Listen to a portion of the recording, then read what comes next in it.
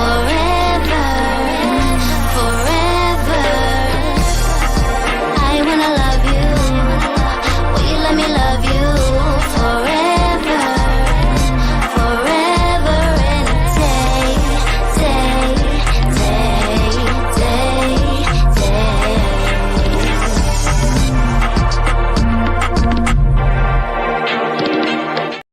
Happy Taco Tuesday! Yes. Y'all, it's already been a day. It's already been a day, but welcome to the Melanated Way. I'm Linda. That is April. We are covering all things 90 Day Fiancé, the UK version. We are catching up still, so we're doing episode 5 and episode 6 again. Or not again. I'm looking at Joslo. Thanks, Joslo. That makes us feel very happy. Wow. We're covering and catching up episode 5 and 6. And overall thoughts, April, of the UK version so far? I really love the UK version. I'm learning a lot, and I have a lot of questions for UK people who are watching this. Yeah, I'm enjoying it. I'm infuriated by some couples already. I'm surprised how quickly a lot of the couples are getting married. Like, wham, bam, we're married. Okay, well, wow. You've known each other for 2.2 seconds, but okay, we're rolling fast this season. They are not playing. They are not playing.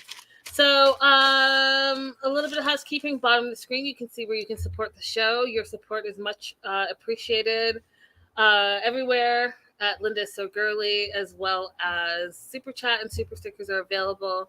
At this time, tell a friend to tell a friend to tell a friend. Like and subscribe over here at Linda So Girly, and then hop over to April, who is simultaneously streaming on her platform, Holloway Legal, PLLC, and like and subscribe over there as well.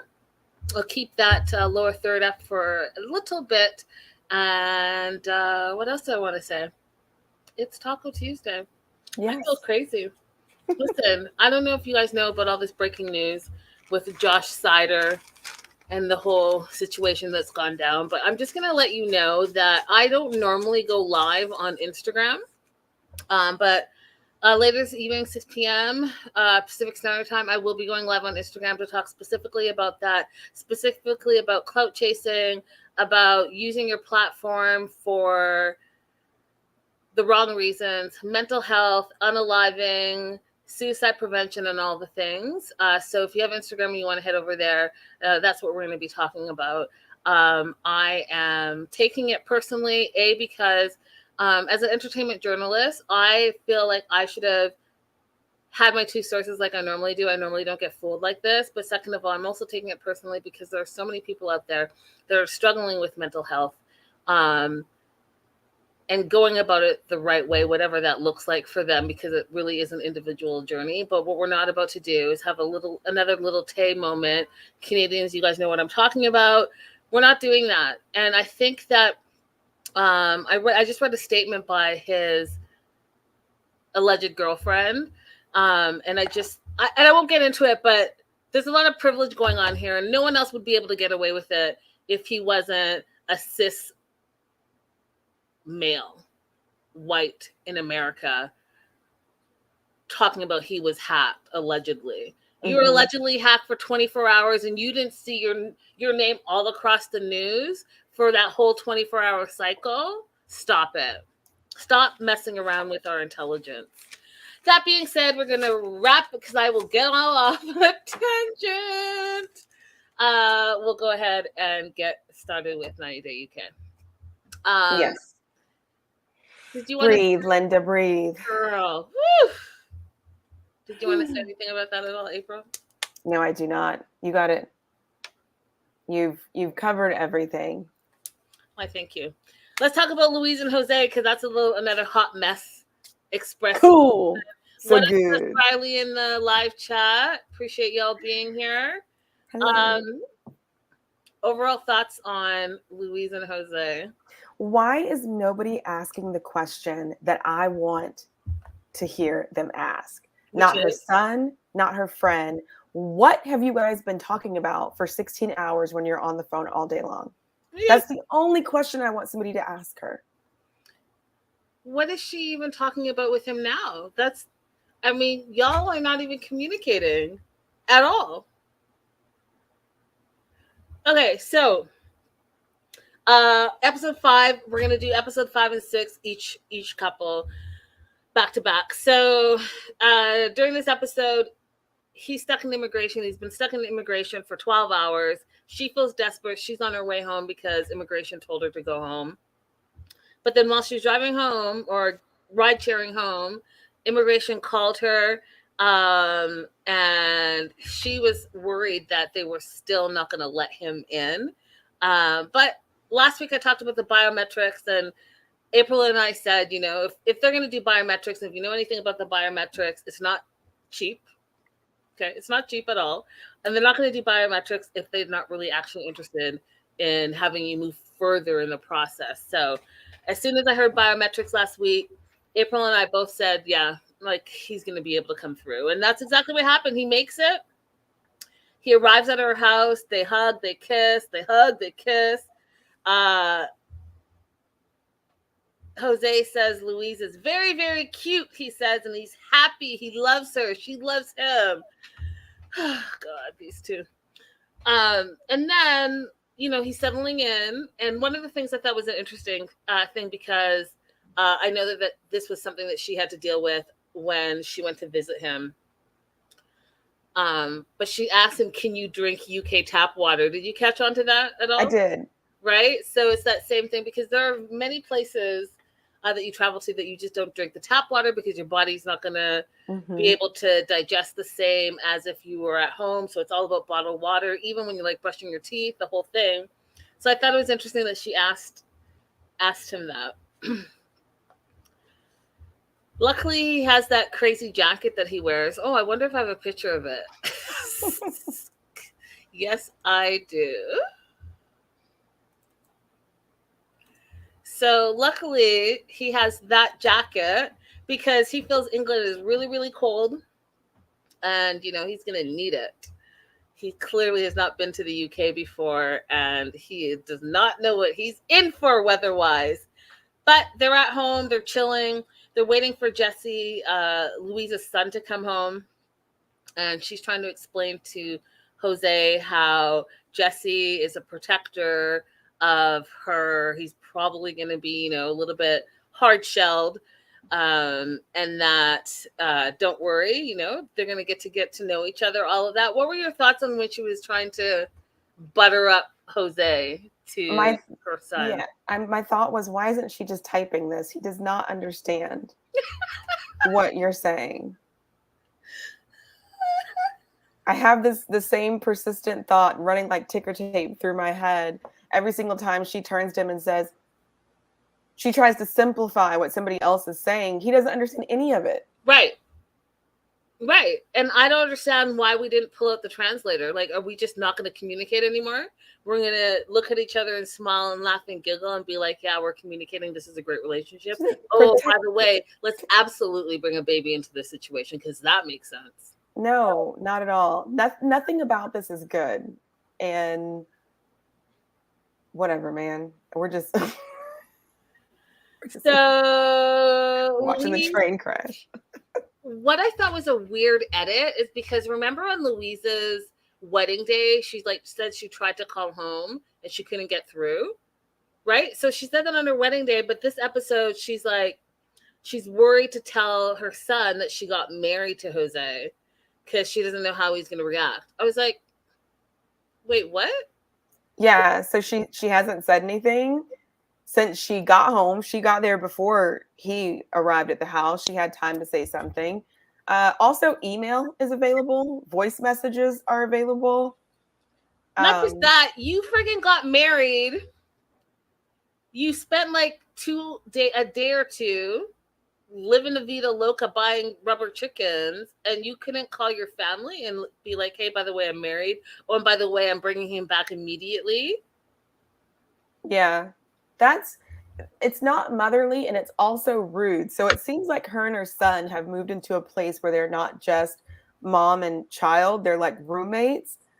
And if we're roommates and I'm also paying the bills, because the son mentioned earlier that he was paying some of the bills, if not all of them, That's rude to just bring a third person into the house. Facts. Can you come get your countryman, April? I mean, because I don't want to be the one. Riley, now you are a military person. You've had experience traveling to other countries. You are aware that the UK is a dreary, drowery, cold, rainy place. And if you're not, shame on you. You go ahead and Google that. Google it. What the hell? What the hell? All right. Enough of that. Is the UK cold? Oh Lord. That is such an American thing that I just don't even, it's thrown me off of my whole situation here. There's this funny article that I read the other day, April, and I thought of, I was going to send it to you, but since, I don't know what you're claiming. You're claiming UK, Canada, I don't know. So I didn't know if I should send it to you, but there is an American woman who got stopped at the airport because in her bag, okay, let me just back this up. She's traveling to, Americans like to say, Europe. Okay. Not a specific country in Europe, but she's traveling to Europe. And she got stopped at the airport because when they opened her bag, one full bag was of Diet Cokes. Because she didn't think that, quote, Europe sold Diet Cokes. And I said, that is the most American thing I have ever heard in my entire life. Okay. So I actually saw this somewhere. It might have been on your feed. I don't know. I saw it somewhere. And my very first thought was, first, like, she must have an addiction, right? Secondly, it doesn't taste the same outside the US. So I understand if you have if you have an addiction to a particular beverage, where it's bottled, it does taste different. Listen, have you ever been to the Coke Museum in Atlanta? I have not been to the Coke Museum, but I do know that South American Coke in the bottle tastes different than American Coke on tap, and American Coke in the can tastes different than the American Coke in the bottle. That tastes completely different than any soda in Canada. So I get it, but at the same, oh my God, the live chat is ridiculous. At the same time, I'm not traveling with American Diet Coke. Yeah. I would not go that far. That's an addiction at that point. That she definitely has an addiction. I lived with a lady in California when I lived out there, like doing an internship. They placed me with like a lady, and her entire garage had crates of Pepsi everywhere. That was my first time learning that people can have soda addictions. There's a specific cast member. I won't name her, but she has 2 fridges. One of them for food and one of them for Coca-Cola specifically. And I've seen it because that's how much soda she drinks. Shout out to Aya. I want to say Aya because that's my first way to pronounce it. Hey, pretty lady. So glad I caught a live stream while waiting on my daughter to finish gymnastics. Welcome to the live stream. Hello. Hey, girl. Hey. Riley says he's never been to the UK. Only deserts and jungles. Well, there's still time, Riley. There's still time for you to explore the rest of the world. I'm going to say, Riley, you're really lucky that I'm behind on your season because in my mind, I want to say something, but I'm not going to say something because I'm behind. But you know who, where you've traveled to and why you've traveled. And maybe you should go ahead and put the UK on your bucket list. Okay, so we're waiting for Jesse to get home. And Jesse gets home and he is not impressed at all. He looks pissed off, and I wanted to pop on this because remember we looked at Louise on her wedding day, and this is her talking to her son about getting married. And again, she just doesn't seem happy. She didn't seem happy on her wedding day. She didn't seem happy at her wedding party in the basement of the hotel. And like, you're man who you cannot live without, all of a sudden he's there right beside you looking a hot mess, by the way, in that 1980s tracksuit, but let me not even go there. What is that, velour? Is that the word still, velour? I don't know if it's velour or not. Is it velvet? Like crushed velvet? Listen, let me not go all in, but the outfit, I want to snatch that wig off his head. I'm so sick of it. But she doesn't look happy. That's the point. Anyways, she's telling her son and that she got married, and he just really can't believe it, April. This is his first initial reaction. And he's just like, I'm pissed. There's some random guy in the house. It's weirding him out. And he's like, you got what? You got married? How is that possible? Like, you literally, he's like, did you get properly married? Because you literally just met him. And 2 weeks later, you're married. And he's like, F me. How am I supposed to be okay with that? He's like, this is crazy to me. He kept saying it's crazy to me. And then as he was getting more and more irritated, look at his face, April. He was like, yo, my mom's a mess. I'm not impressed with this. I'm looking at you, looking at me, looking at you. Like, what? I want to know so much more from him. Like, has she always been a loosey-goosey parent? I feel like I'm going to answer that question for you. I feel like he knows that she is loosey-goosey because he goes on to say that she's like, we're going to have another wedding in England. And he's like, she won't. So I feel like that answers your question.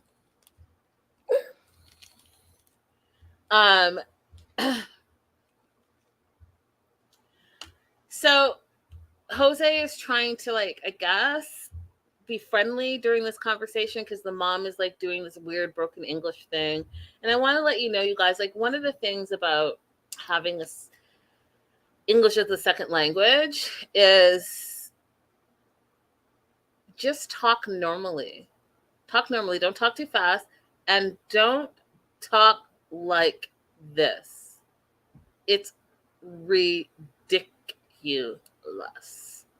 As someone is trying to pick up the cadences of a language, they're mimicking what they're hearing. That's why you often see people who don't speak any English, but they can sing a song in English from top to bottom. It's because they're mimicking the cadences. So when you talk like this, you're not helping anyone, and you sound foolish. What do you think, April? Am I wrong? No, I think you're right. I've heard people disagree with me and say that when you eliminate filler words, it makes it easier for other people to understand. But I don't agree. I don't agree because those filler words are words that you use on a regular basis when you're talking in a regular conversation. So that being said, Jose's doing this weird laugh thing that he does, and he's thinking that he wants to be friends with Jesse, and Jesse's like, WTF is going on? I will never and I will not be bonding with Jose anytime soon. Died of laughter. What up, Ty's Way? Hey, Ty. Doesn't watch 90 Day UK, but wants. So can't chime in, but it's good to see us. Good to see you too, girl. Hey, girl, hey. It's good, Ty, if you want to give it a try sometime. Facts. So Louise goes on to say that, of course, she can't live without Jose. We've heard that like a million times. I'm so sick of hearing it. And that Jose is the love of her life. And then it's the next day. And when I tell you, this is the kiss of death, you guys. This is the kiss of death. Do you know what it is, April? The kiss of death of a relationship? Matching tattoos. Oh. Listen, y'all, you should have learned that when you were like 21. When you're 21 and you want to do all the tattoo things and you love this person and you're getting Betty's name and Tony's name and Frank's name all over your body, and then your next partner is like, who's Tony, who's Frank, who's Betty, and you're like, oh, that was the love of my life. Well, then you got to cover it up. It's a hot mess. It's a kiss of death, y'all. Now, these two people who have literally spent 10 days in real life together, 10 days, have decided that it's a really great idea to go and get matching tattoos, and they're each going to get each other's name on their forearm. Now, one of the things that I didn't buy, you guys, because, I need to see it to believe it, is that they went to the tattoo parlor. We saw them put their forearms down. We heard a little zzz. We saw a little saran wrap. But then even when she went to show the tattoos, they didn't show the tattoos. Did you notice that, April? I did notice that, especially because he kept saying he wanted his bigger. Facts. Now the tat says facts. Bullshit. Bullshitting over here. So anyways, so they're getting matching tattoos of each other's name. And again, I honestly believe that's the kiss of death for any relationship. And so I just really feel like this is foretelling That's just what's me. going to happen. What'd you say, April? That's just me. Ignore me. That's going to be foretelling. Yeah, I didn't really believe that they really got it done. They would have shown it to us, right? 100%. I didn't like the fact that he did this moo thing when they got the tattoos, as if she was branded like a cow. But that's also what happens when you have very limited ability to communicate. Is it, April? I mean, he's basically like, in terms of English, he's like a 3-year-old. I feel Actually like less than a 3-year-old. Right, and I feel like it's not just the English portion of it. I feel like just as a grown man, he's 28 years old. He doesn't come across as 28. And 28 is closer to 30 than it is to 20. And, her son is 20, and he is more mature, like he even says himself, than this dude that's at his house, married to his 39-year-old mama. Mm-hmm. Wild. Even the tattoo artist is like, oh, y'all just met each other? And you guys, you've known each other for 4 days? He's like, yeah, I don't recommend matching tattoos unless you've been together for like at least 4 to 5 years. Laugh my face off because, one, tattoo artists are people that you like because you spend some time with them, right? So you start talking about your business. Just like if you go to the nail joint or your hairdresser or whatever, there are certain official therapists in your life.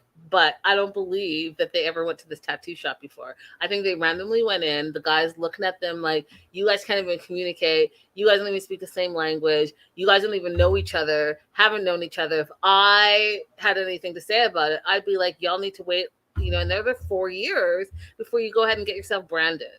Right. So Louise's son, Jesse, absolutely hates Jose, calls him a teenager in a man's body. Even though, there's 8 years different, which you guys, if you think about that, that's not a lot of time. I have my oldest brother is more than 8 years older than me. So think about that in perspective, right? So he's like, yeah, he literally watches, and this is where I gagged. He meaning Jose, sits on Louise's couch all day and watches his own music videos on repeat. Jesse says Jose is messy, is lazy, doesn't do anything. Jesse says that he doesn't Jose thinks that Jesse doesn't like him, and you would be right. You would be correct. And it's because he's sitting there like his butt stinks. He's sitting there like he hasn't showered, just taking up space. Yeah. So, and then Jesse tells us this weird thing that Jose already does. And I just want to pull up this picture before I talk about it real quick. Oh, here it is. So Jesse says that Jose, they have 2 toilets, like one on the bottom level, one on the top level. And Jesse says that Jose will go and use the toilet on the bottom level and then be butt naked and finish up at the toilet on the top level before he hops in the shower. Which is so bananas. Listen, y'all. I was like, wait, what? What's happening there? What? Who? What? And does he not feel empowered enough to be able to say, you can't do that? Obviously, he doesn't. Obviously, he doesn't. He doesn't feel comfortable in his own home. But does say that Jose is really, really lazy. Jose says that he's not lazy, but he's a total hot ass mess. Can you imagine who in one day does this?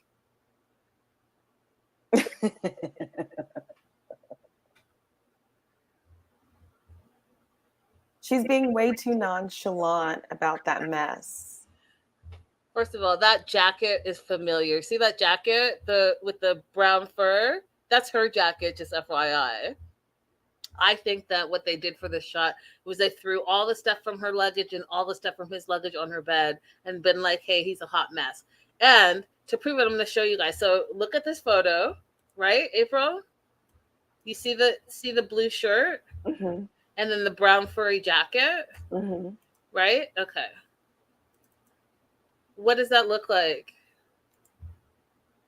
Does that look like the brown furry jacket right there? Mm-hmm.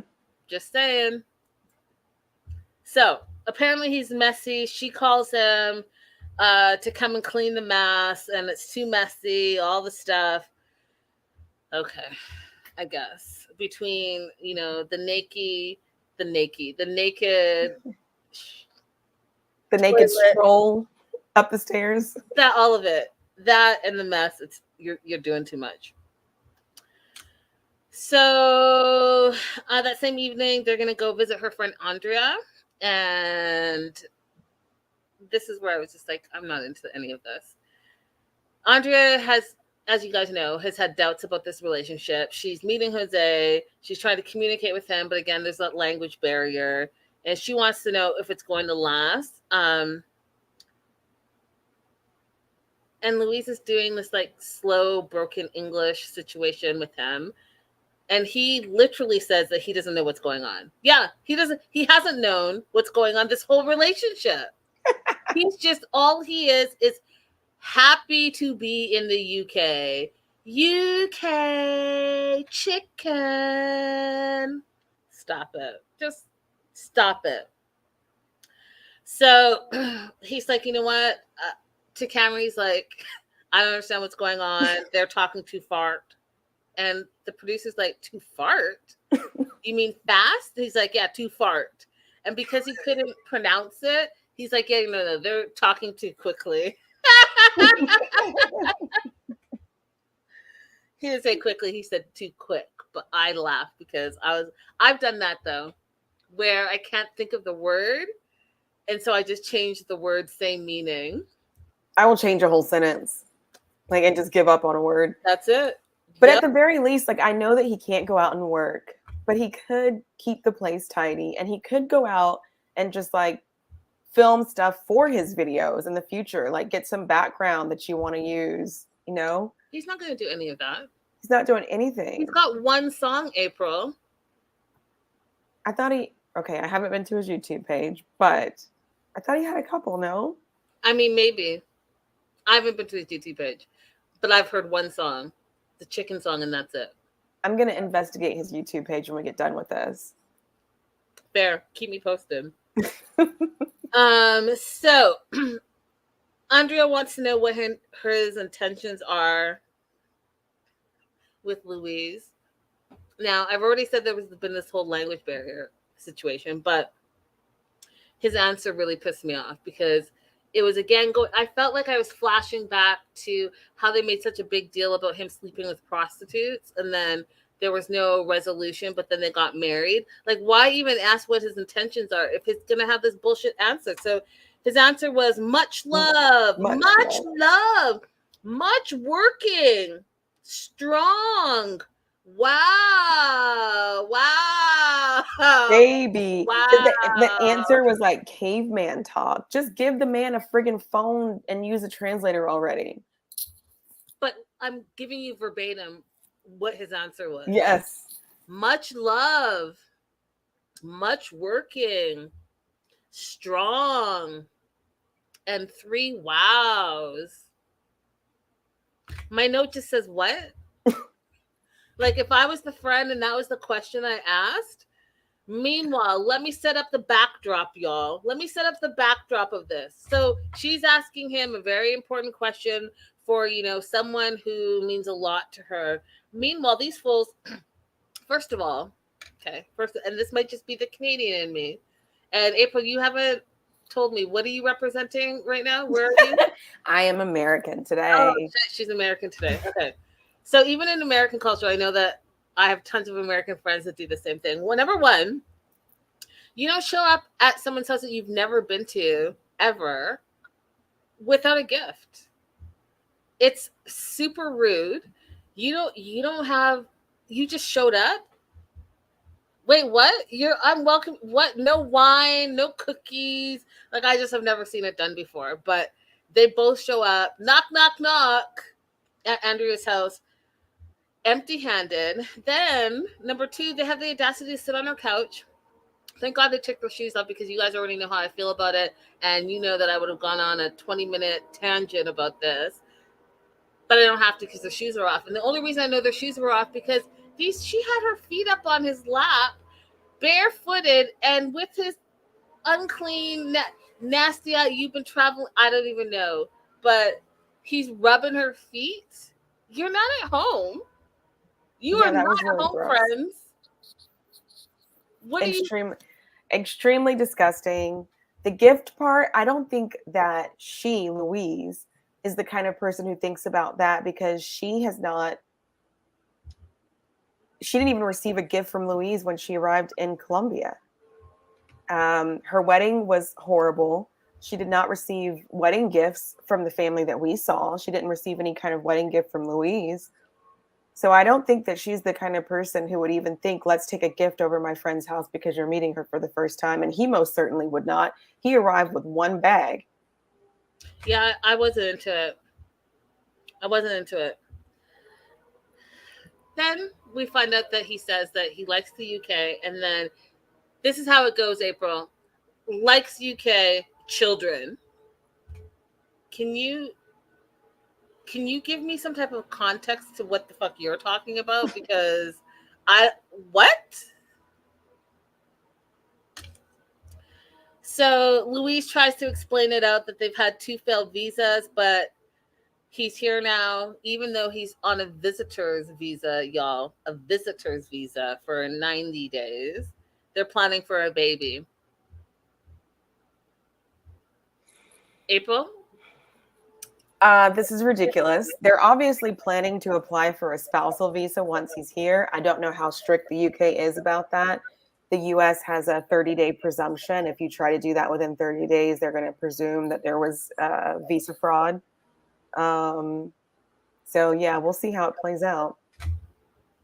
I'll tell you how it plays out. Spoiler alert, we already talked about this weeks ago. I don't know when, on some show I already told you guys, but for those of you guys that didn't catch that show, they do get pregnant. She posted about it. They're expecting a baby. And she talks about the whole situation, what clinic she went to, baby shower, baby reveal, the whole thing. No, thank you. I can't believe that they did this, April. I cannot believe that they did this. I can't either. I want for every person who decides that they want to have a baby, I want you to be in a situation where you can be taken care of properly, where you don't have extra stress and worries because of your financial situation or the support that's around you. It is a very hard experience. It is the closest that you will come to death and survive. So please plan for a better situation for yourself and your child. If you have the opportunity to plan it, I know that everything is not planned. Please, please, please, please, please, please, for you and for that child. Don't do this. That part. Next up, we finally see a familiar face from season 1. Katie and Alejandro are finally appearing in episode 5 and episode 6. What are your thoughts overall on them so far? I was happy to see them again. Super happy to see them again. Again, you guys, sorry for the spoiler, but super sad about real life where things are. I'm still trying to see how this whole thing's going to pan out because we know that, spoiler alert, if you don't want to know, close your ears right now, but they are no longer together. They split up and Katie's heartbroken and mending her heart right now. And we send all the love to you, Katie, right now. So I'm really surprised by that. Because, I've been rooting for them and they were fan favorites from season 1 and everyone just loves Katie so very much. But we start off in the UK. She misses Alejandro very, very much. She loves him so much. It's been 9 months as of filming at that time that they had been together. They're getting married in Mexico in just a few days. She has her dress. She had her hen do. And if you don't know what a hen do is, it's her bridal shower. So she's all ready. And they had a really good time. She's happy. She's bringing family with her. It's going to be a whole shindig. Alejandro is stressed out because the wedding's going to be in Mexico.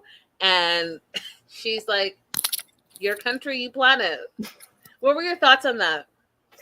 I mean, to some degree, she is correct because she's not going to know the proper legal requirements or even the requirements for the church or event hall. But it was very dismissive the way that she said it. She could have said, what can I do from here that would be helpful? I didn't like it. Sorry, Kate, I didn't like it. I feel like you could have got involved. I've gone to plenty destination weddings and it's possible to get involved in your destination wedding. So if you treated it like a destination wedding, and maybe you guys were on a budget and that's why Alejandro was doing everything, but even if you hired, like a day player, like what are the things that are essential? I think that some of the stress would have gotten off of Alejandro.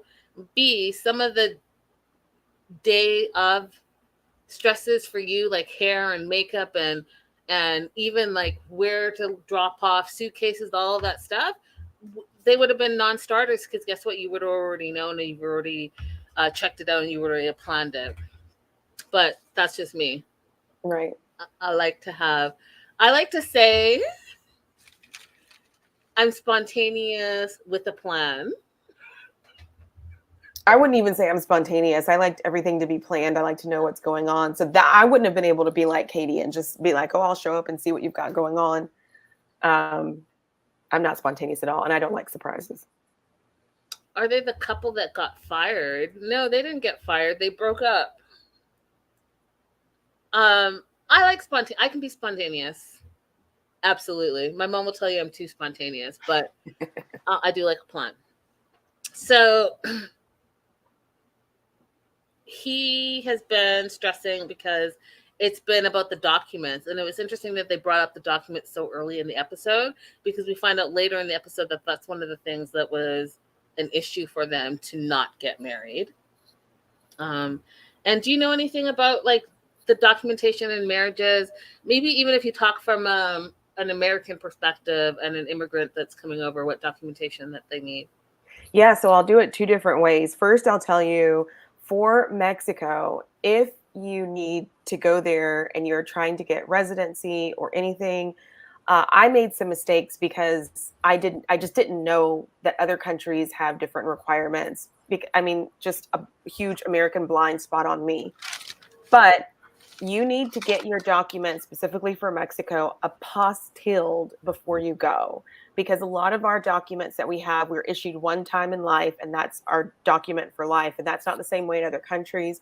So you have to take it to, at the time that I got this done, it was a bank. It could be other places now, and get an apostille certificate and then go to the Mexican consulate and get them to verify it before you go to Mexico so that they it's like a notary. It's like another level of notarization to show that the document is valid. I had to do that for my birth certificate, Taylor's birth certificate, for our school records, everything that I needed to get started in my job to get Taylor registered for school. I had to get that done before I left here. And that's where Katie messed up with her birth certificate. From the perspective of coming to the United States, the biggest thing that happens is that if you live in a country where it is not common for your birth certificate to be issued at the time that you were born, you need to have a second civil authority, a judge or register or something to certify that your birth certificate is true, even though it was issued late. Gotcha. There you go, April, with all of the immigration information that you need. Definitely check her out if you have legitimate questions, y'all. Not like, hey, girl, hey. None of that nonsense, because no one got time for that.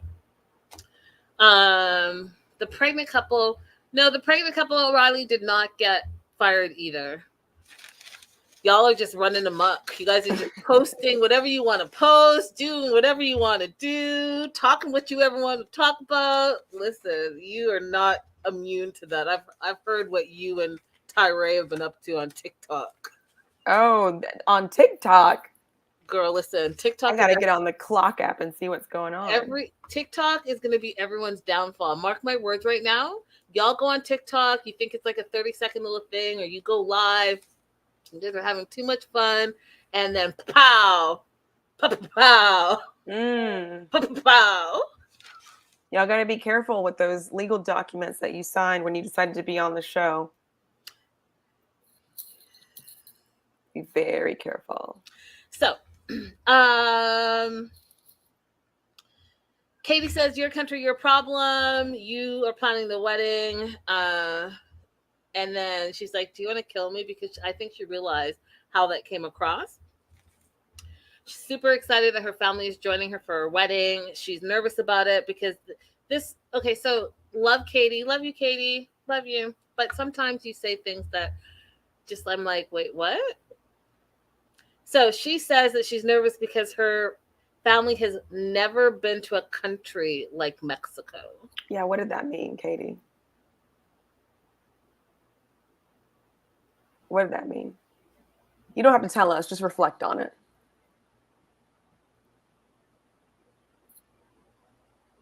Also, Guadalajara is not that hard to say. I'm gonna take April's lead right there.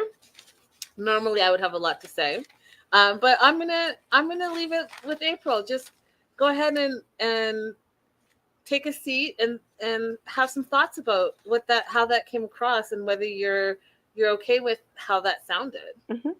That's my new approach for when I hear somebody say something that I think it might be racist. I'll just be like, you don't have to explain it to me. Just think about it yourself. April, first of all, you're just a better person than me. Even though I'm the Canadian, you are definitely much kinder. I will not be doing that. I will be still talking all the things all the time, because if I don't, I will burst. And I've already told you, we talked about it. Like, I just have too many things going on all the time that I can't.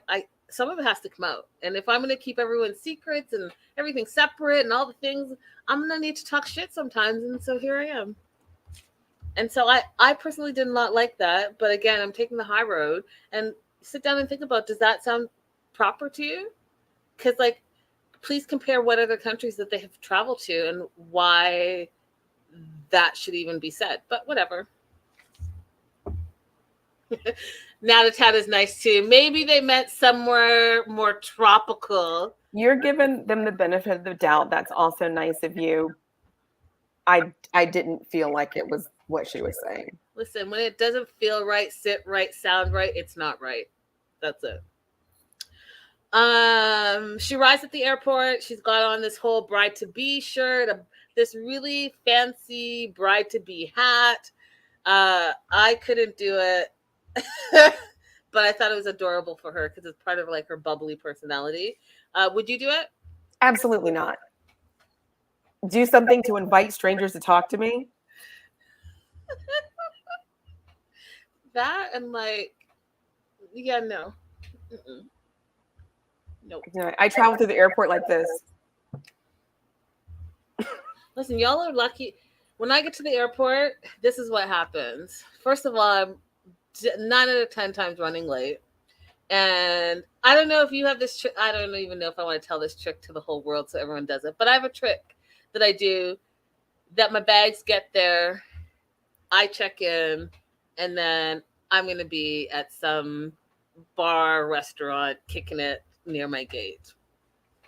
That's what I do every time I travel.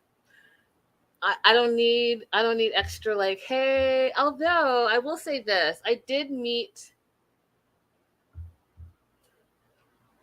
have met some interesting people at the airport. I'll say that.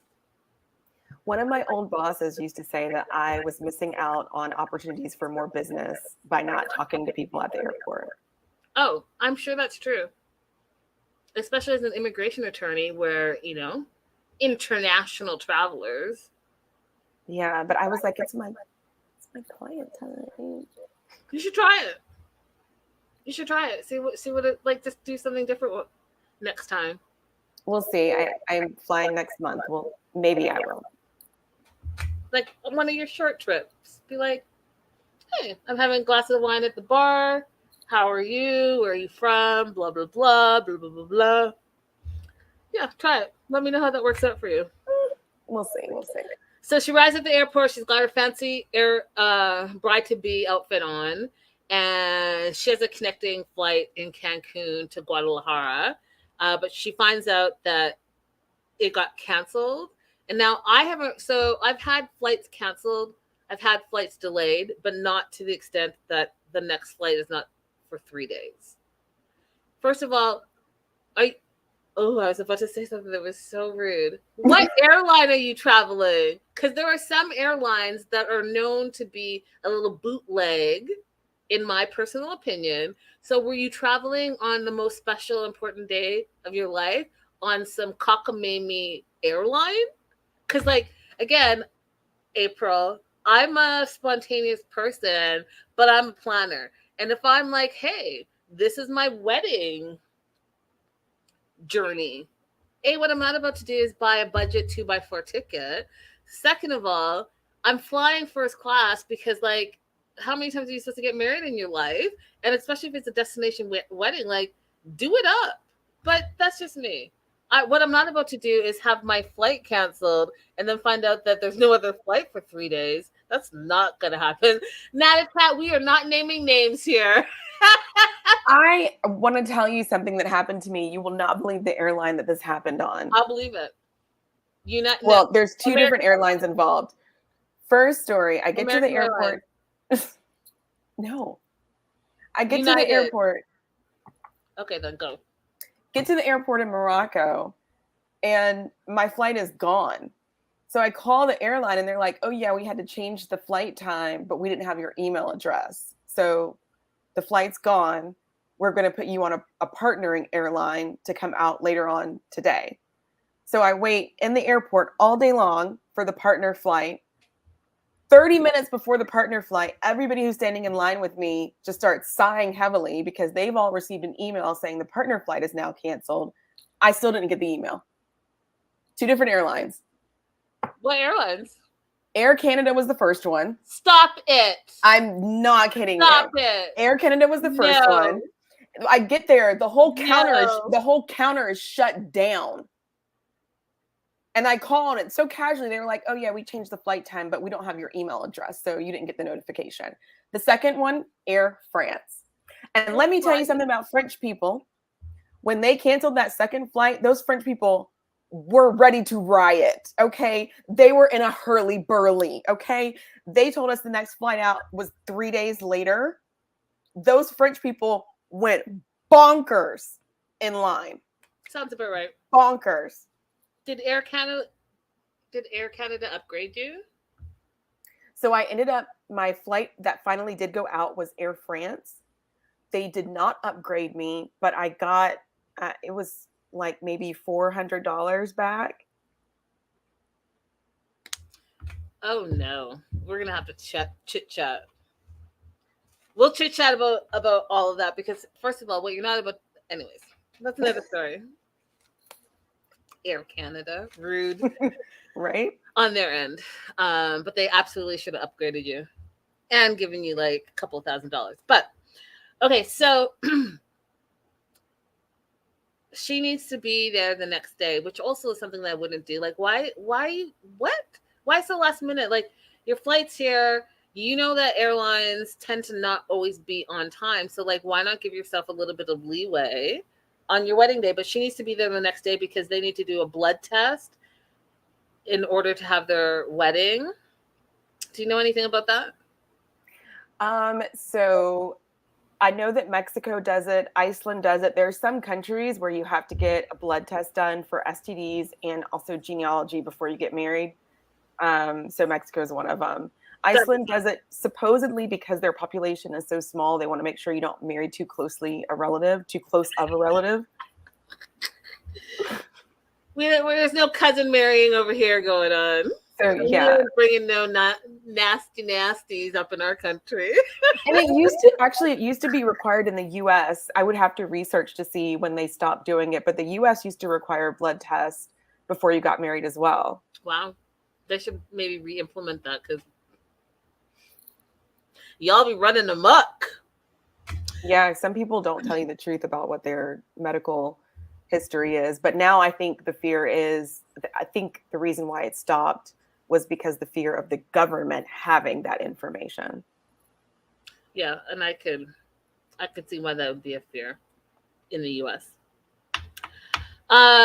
So she has to be there the next day.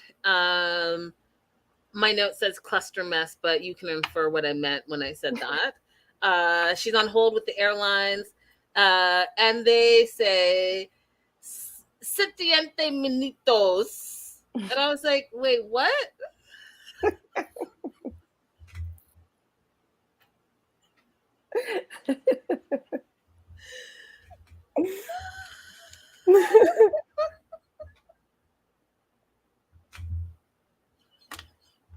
If I crack my own self up.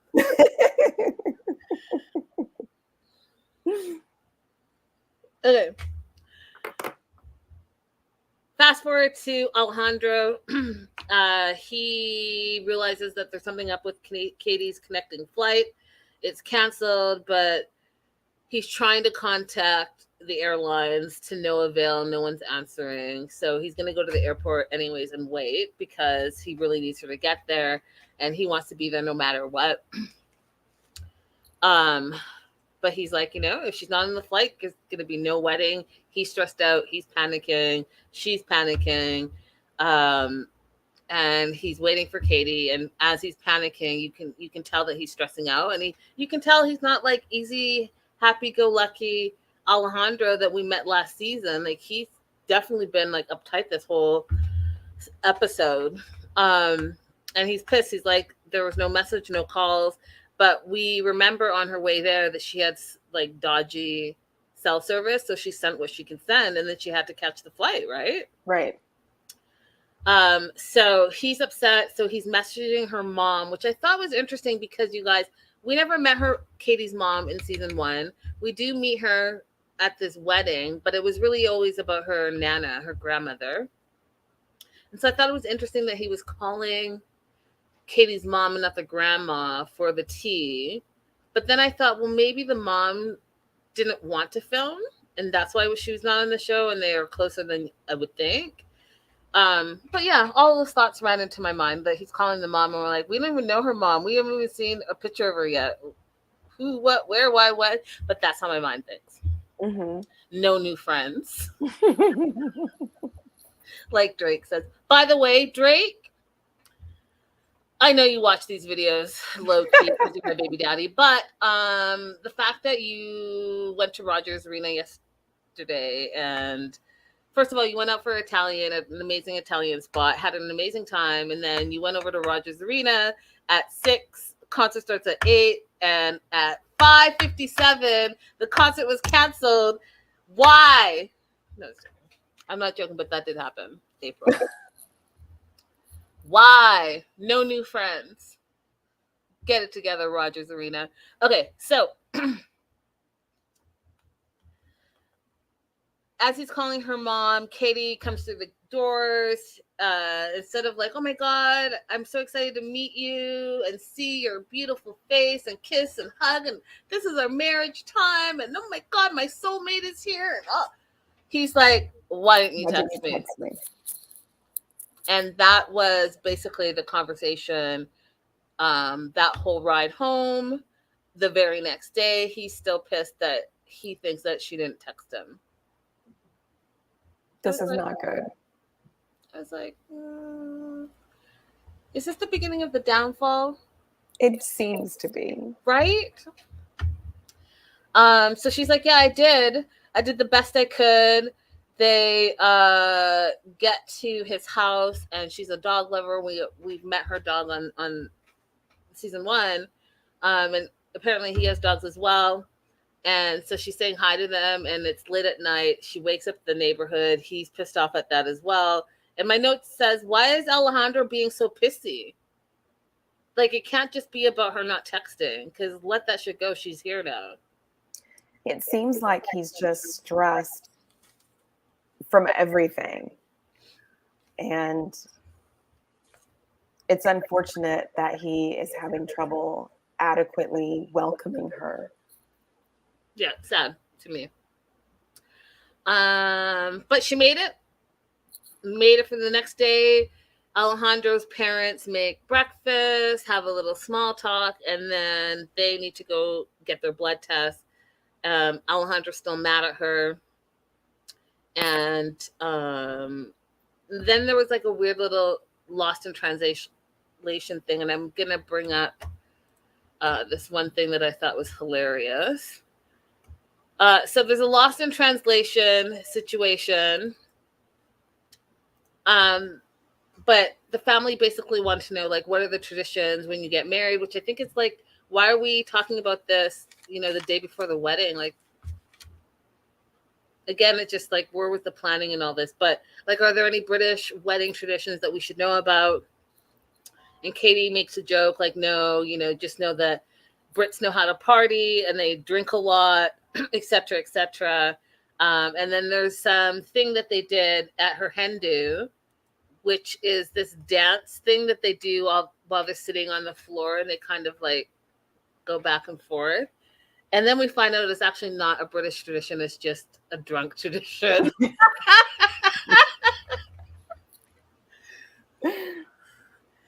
Now, for those of you that have not been to the UK, there's a lot of ale drinking in the UK, a lot of it.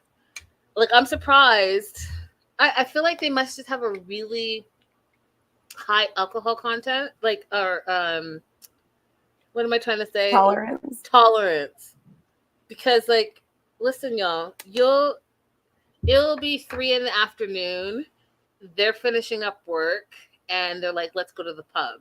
Now, this is not just like a regular pub. This is the pre-pub before you go to the actual pub. You have a couple of pints, you play some pool. At 5 o'clock, you're actually going to the pub. You go to the pub, you're having some more drinks. And then I'm like, but isn't this just like a Tuesday? What is happening right now? So, I say all that to say that Katie says her family's going to be like the life of the party. There's going to be a lot of drinking, a lot of dancing. Hope that's okay. And that on the flip side, Alejandro's parents are deeply religious and probably not drinkers. So he was trying to say that, there's a lot of differences between the two families. Okay, so mom, grandma, her sister Millie, and her friend Hannah all arrive. Alejandro and her go to the airport to pick them up. He's stressed out because everything's gone bad in his opinion ever since Katie's flight got rescheduled.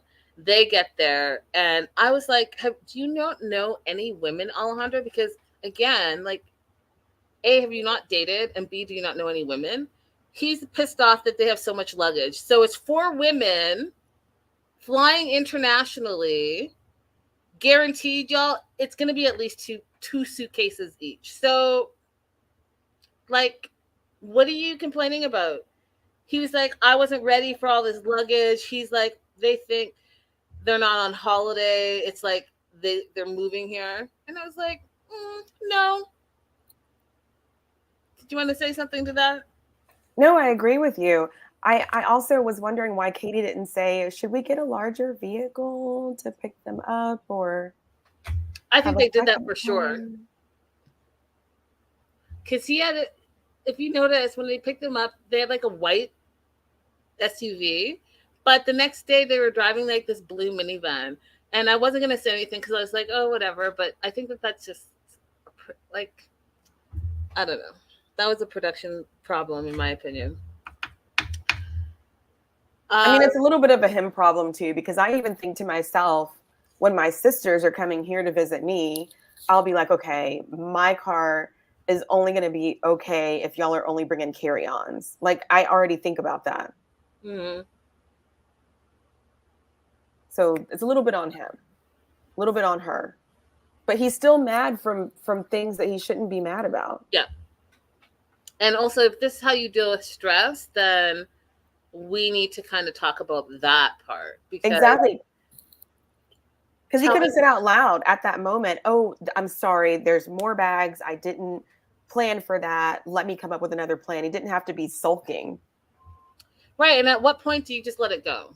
That's my question. So he's complaining about everything. He's complaining about the luggage. He's complaining about how loud they are.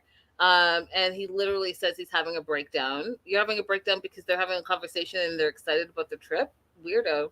Because they're asking questions. Weirdo. There was a whole situation where, do you know, I think I'm saying it right, but the tagine, like spices, I guess you want to call it. Yeah, you put it on your fruits and all the things. Mm-hmm. So there's candies that they make out of it, and they're delicious.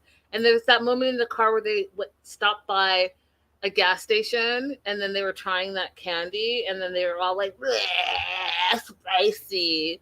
I was like, first of all, it probably is spicy to you because, you know, I've seen and know about all shades of gray food in the UK. So maybe, you know, it's a little spice to you. Maybe you need a little spice in your life, though. Alejandro drops them off at the Airbnb, and then it's the next day. They're going to go do paperwork. The family's going to go sightseeing. They go to do the paperwork, and I don't know, but allegedly they can't get married no matter what. That's what was said. And when Katie goes to ask Alejandro, he's like, I don't know what to tell you. They just said no. So they have a big fight at the government office. We find out that it's what April talked about, Katie's birth certificate being out of date. And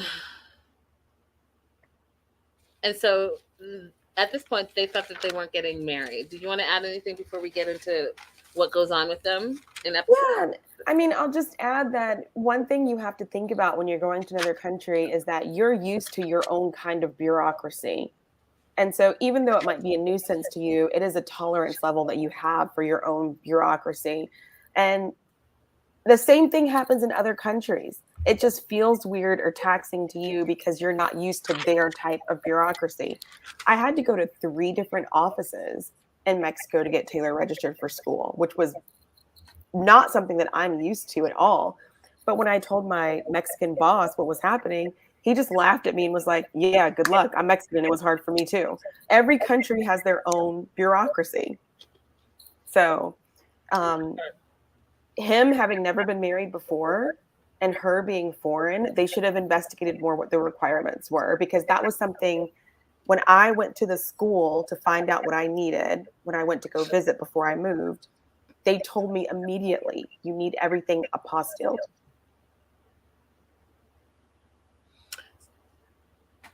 That's an easy thing to find out if you investigate a little bit.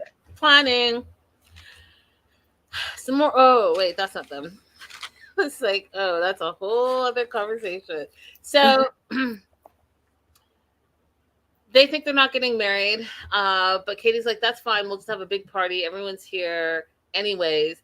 And Alejandro's like, no, I'm still trying to find a solution. So he calls a lawyer friend of his and they go to the lawyer's house. And I'm assuming because it was last minute that they didn't go to his office. They went to his house. Lawyer looks over the paperwork, looks okay. So guess what? They can get married. So they're happy about that. They're heading over to the Airbnb to hang out with her family for a quote pre-wedding party. First of all, when they walked in, it did not look like anyone was partying anytime soon. It looked like they were sitting there, not having fun, Fussy. Exactly. Even though they're on holiday in a country that they don't normally travel to, like I don't know. Sometimes, you know what, April, it's so interesting. You really do find out about people when you travel with them. Like some people will leave their whole country and go fly across the world just to do what they always do. Oh, I thought you were going to end that differently. But yeah, I agree with that. Like I thought you were going to say they'll fly across the world to be a great big bitch. Well, I mean, if that's what you always do.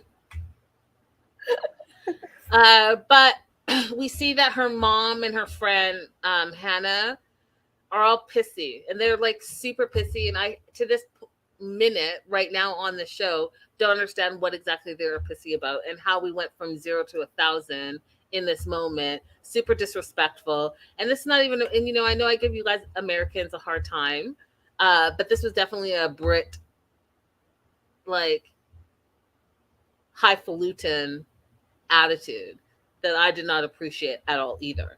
So yeah, the mom and the friend are wondering why their luggage pre-wedding is going to end up at Alejandro's house. First of all, that sounds like an amazing plan.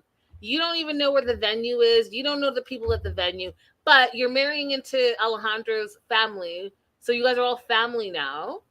You would think that you would believe that that would be the safest place, even safer than the Airbnb that you're renting for your stuff to go to. But instead, you want to flip it and say, why is it going there? They don't understand. They don't know his family. Anything could happen to their valuables. So you're basically calling Alejandro and his family thieves. That's what you're doing in front of Alejandro's face. So I wasn't surprised when he walked out because he was, again, the bigger person than me, because I would have had to say something. What you're not about to do is this right here. Yeah. So he gets mad. She gets mad. The friend then does this weird freak out thing.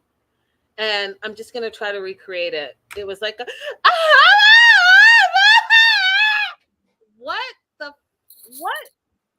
what's happening? Are you crying? Are you screaming? You're freaking out. My first reaction was, oh, this is jealousy. You're jealousy. Your friend has a man, is getting married, and now you're making it about you. Is the that way what you're making it about you is because you're miserable and jealous. You're trying to make your friend on her special wedding evening as miserable as you feel right now. And not only are you being miserable, you had the opportunity to sit on the couch and rile up her mama. Her mama had no problems. Her mama knew she was getting married, and moms will do whatever to make their daughters happy. But because you're miserable, you made mama miserable. And then now Katie comes in and you want to make her miserable too. Didn't like it, didn't appreciate it. That's what my gut said, and my gut is always right. See, I thought that maybe they had got upset because they were out all day trying to sightsee and didn't run into very many English speakers, because it seemed like they would have a problem with that. Well, we did see that scene where they're in the market and they're like, no, English. Yeah, the Guadalajara is not a place for that. Whatever it was super weird. The freak out freaked me out. I didn't appreciate it. Alejandro leaves, and what was crazy is that we didn't get to see a resolution to this. We didn't get to see what happened, what was decided, anything. It fast forward to the wedding day where now everyone's stressed out.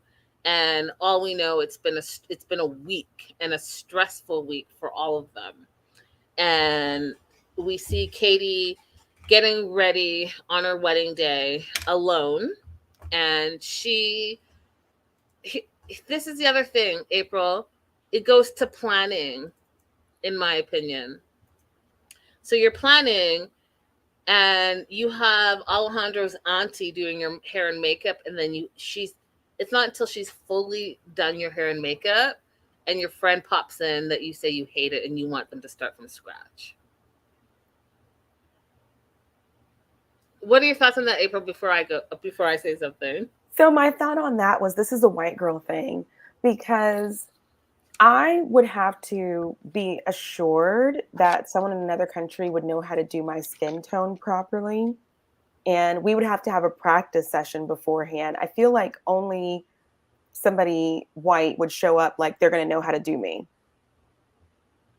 And they're going to know what I need, and they're going to know what I want, and they're going to have the tools. I would not assume that somebody had the hair tools that I need, or they had the foundation or concealer that I need. Here's what I'm going to say. Whatever race you are, what I wouldn't be doing is just popping in and like be like, have a go at it. Not on my wedding day. No. Not on my wedding day. Like, I feel like that is another example of where she could have been a little bit more involved, right? Like if Alejandro's aunt is a makeup artist and maybe a hairdresser or whatever, can I see her work? Can we talk about what it is I'm looking for? Because it's clear none of that happened. If you want to literally start from scratch, and if you want to start from scratch, what were you doing the whole time you were sitting there? Like, don't waste people's time. If you don't like it, say you don't like it. Don't just sit there to the end and then be like, ew, I don't want to be rude, but can we just have a redo and start again? And can I do it myself? Okay. So this is probably what happened. A lot of people start with the eyes, and her eyes were okay. They weren't great, but then the foundation was horrible. So it was probably like after the foundation went on that she was like, oh my God, is she going to warm this up, or is it going to stay pasty like this? Because that was not a match. Oh, I'm not really. So yeah, I don't know. I don't know enough about makeup. I'll just say that. But what I do know is I know what I like and what I don't like. And I'm not just taking things by chance. Yeah, no. A girlfriend did my makeup for my wedding too. And because we got married on the beach, she brought several different colors, because who knows what color I'm going to be by that day. Right. Right? That's the kind of prepared you need. That part. So she sorts out her makeup crisis. Her mom shows up. They're en route to the wedding venue, and the mom is explaining how it's English tradition, which I've never heard this before, but it's English tradition for the brides to arrive late. And then Katie's going through a whole self-conscious moment, and I felt sad for her, because I was like, this is your wedding day. This should be the day that you just feel like the princess that you are. You know what I mean? Yeah. I felt bad for her. What is that called on the mom's head? Oh, I can't remember. Someone will know. They always know. If you guys are in the live chat, let us know what that little hat thingy is on the mom's head that's called again. And if you're watching the replay, let us know in the comments, and we'll get back to you. Yes. Yeah, I felt sorry for her too. I want her to feel beautiful and be happy with the way that she looks, but I feel like Alejandro's behavior from the beginning of her arrival is still looming. Agreed. Agreed. All right, we're moving on to Michael and Mercy. Overall thoughts on Faceter? Faceter. Is that what it's called? I do think it has an F-A in the beginning. Faceter? Fascinator. Fascinator. That's what it's called. Fascinator. Okay. Yeah, fascinator. I love Mercy. Okay, so is that your overall thoughts on this segment? My overall thought is I love Mercy. I love everybody dancing for this wedding. Okay. I don't particularly care for Michael. I don't think she's going to be happy in the UK, but I do love Mercy. She was having a lot of doubts that I'm just like, I don't even know why they got married. Like, there are too many. She's having more than just cold feet. She's having crazy doubts, and that unhappy look that Louise has, she has them like times 10. Yeah, she's not. Oh, I missed something. I wanted to show you guys something. Can I just show you guys this before? Yes, show us something. I thought it was so cute when Alejandro was getting ready in his little wedding outfit. I just thought it was really like a little mariachi. I loved it. I really did love it. Okay, so Michael and Mercy, it's the morning of their wedding. He's getting ready. She's getting ready. Everyone's getting ready. Her friends are so happy for her. But she's not feeling it. That's what she said. She's not feeling the mood. It's her wedding day. She's not excited about it. She's not happy about it. She's thinking about having to move to England. She's not really happy about that at all. And there's a couple of things that have happened here, April, that I really do need to get your opinion. So Michael's best man his name is Max, and he was very handsome, by the way. And Max is, and I'm just saying that he was handsome, yo. And I forgot to take the picture that Michael sent me on Instagram. I forgot to post it. But anyways, Michael's best man is Mercy's best friend's boyfriend. Now, why is that? Because in the first 4 episodes, all we saw was Michael and his mates. And his mates had a lot to say about Mercy, and they were all in, and one even did like a background check on a woman that he never met before. So you're going to do all of that, be all up in Michael's business, but not take the trip to your mate's wedding and not actually even be in the wedding. And the second thing is, okay, so your friends are trash as far as I'm concerned, but you have both of your sons and your dad there, and they can't be your best man. What is happening here? I'm reading all the things into it. What are your thoughts, April? Because I'm like, your side of the family is not going to represent whatsoever your friends or your family. This is all going to be on Mercy and her family. Mm-hmm. So my first thought was, is he trying to avoid paying for the clothes that his friend or family would need to be in the wedding? Is that why? Because his son just seemed to have on regular clothes, like regular everyday clothes. And then the second thing I was thinking was maybe they had to give him a best man to tell him what to do as the ceremony was going on. And that's why it had to be one of, or his dad couldn't be part of it. I'm just speculating, child. I don't know. I don't like it. I don't like it at all. What do you guys think? Let us know in the live chat. If you're watching the replay, let us know in the comments below. Would you be okay with none of your friends showing up to your wedding? And clearly, it's not like a last minute wedding. It's like a destination wedding. And if none of your friends showed up, but you did bring some family members, would you be okay with them not being a part of the wedding? You clearly have 2 sons, and why can't your dad be your best man? You flew him all the way to Kenya to what? Sit in the street clothes? Stop it. Stop it. Mercy's not feeling it. She feels like it's a mistake. This is on her wedding day, y'all. She's just like, is this a mistake? Then the dancing starts. It's a whole celebration. Michael and Max are dancing down the aisle, and here's where I was like, oh, we're gonna just do this again, because Michael's like, oh, so much for just walking down the aisle. I have to dance down the aisle. What's with all the dancing in the beginning of the ceremony, and then they have a whole cutting cake ceremony that they dance at that too. And I was like, Your ignorance is just pouring out of your pores, and I'm not impressed with it. Did you like that comment? I didn't like a lot of Michael's comments. I didn't like the way that he talked to Mercy in the first episode that we saw him in. I don't like the. I have a problem with people who participate in cultures that they have disdain for. Yeah, agreed.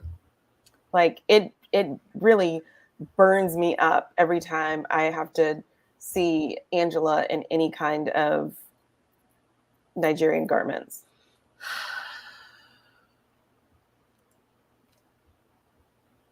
Speaking of Nigerian garments, this is a tradition that I had not ever heard of. And I'm definitely going to have to ask Kenyan friends about this because I don't know all things African, but this is something that I feel like I would have known about. So apparently in a traditional Kenyan wedding, which is funny because I just put that down. You know what they said on the show? Because I always write verbatim. They said a proper African traditional wedding. That is not true. That is not true. So apparently in a traditional Kenyan wedding, the spouse to be, groom to be, husband to be has to pick out between two girls that are draped in Kenyan fabric. He has to pick out who his bride is. And if he picks the wrong one, he has to pay a fine. And so I just thought that was interesting because I've not heard that before. What were your thoughts on that? I've never heard it before.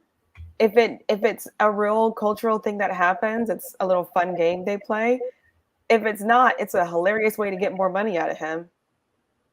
Yeah, but he picked correctly, and I'm sure he was sweating bullets. I wonder if there's a telltale sign that the couple's supposed to have between them where she can signal which one she is in some small way. I mean, like if we were about to get married and I tell the guy, okay, I'm going to be swaying from left to right so you'll know which one is me. Or, like some kind of symbol between them that they're supposed to know. Yeah, that's fair. But also, if you just look at this, you could tell which one is more, has more fabric and pizzazz when you look to the bottom, with all like the frills on the bottom, right? So that would be my guess, which is it is. I don't know how you guys are seeing it, but the one with the frills on the bottom and the white, that ends up being Mercy.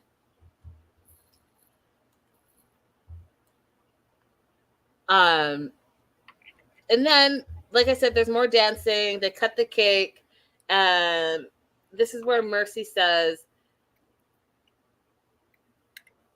something that I thought was 100% contradictory to everything I know about traditional African weddings. She says that Kenyan African weddings are really just go with the flow. No, they're not. You just finished telling people who don't know anything about Africa that it's a 2-day ceremony, which it is. And in Ghana, it can be up to 3 days. And it's a whole celebration, and the whole tribe, the whole village comes in. But now, under your breath, you're going to say that it's just a go with the flow. And I really feel that they said that, and this is just my personal opinion, that they said that because they didn't show us the actual ceremony. They didn't show us, exchanging of the vows. They didn't show us a lot of things that, even if it's not necessarily changing wedding bands, there is a ceremony that binds you together with your future spouse. So you showed us like the picking of the bride thing, which again, I'm going to have to get back to you guys. I don't believe it for 1 minute. And then the second thing is you showed us the cake, and then you said, oh, by the way, even though we told you for the last 4 episodes that it's a big deal and it's a big traditional wedding, Kenyan weddings are just go with the flow. I was like, maybe for her, this is go with the flow. That is not what this is for me.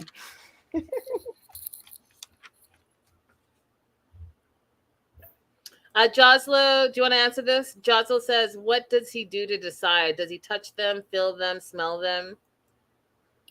What did the guy say? That he's allowed to look, but he can't touch? Yeah. Yeah. It's by sight only.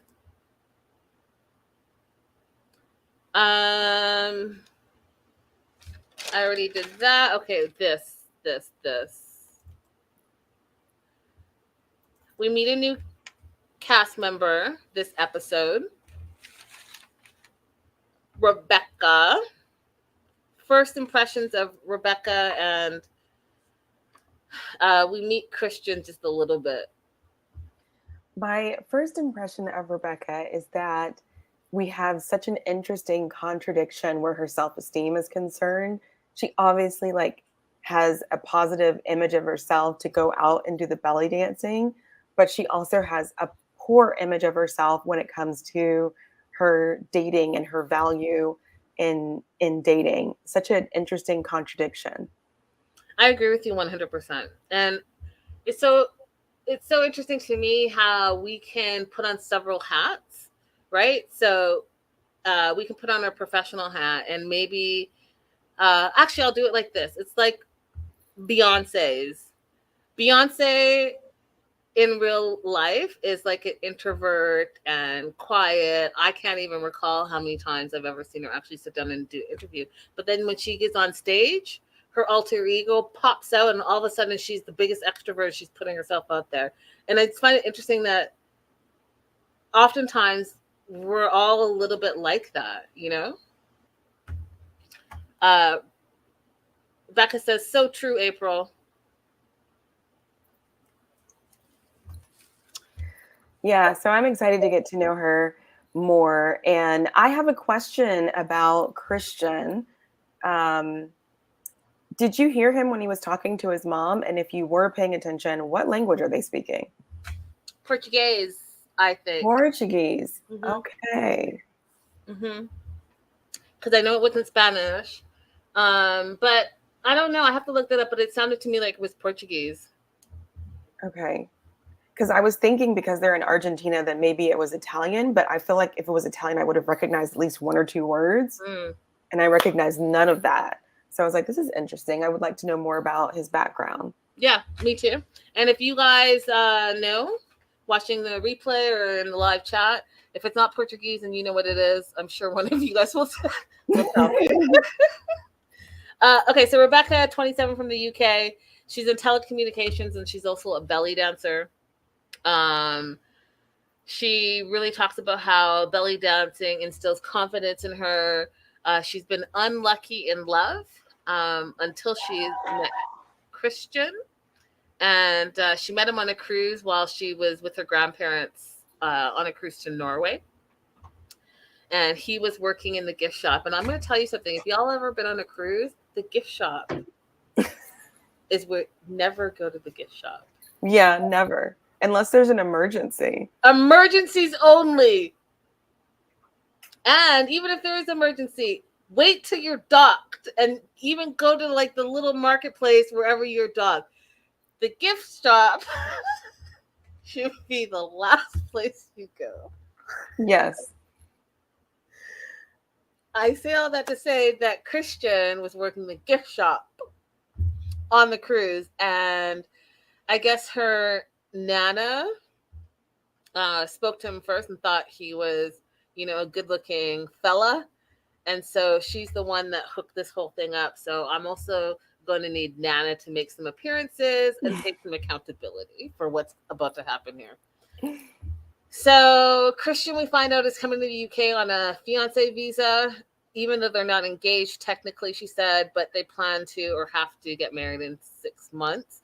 Anything to add to that, April? Because I think it's weird. Like, if they can get this fiancé visa without actually being engaged, and that gives them 6 months, then why did Jose and Louise not go that same route and just do a 90-day tourist visa?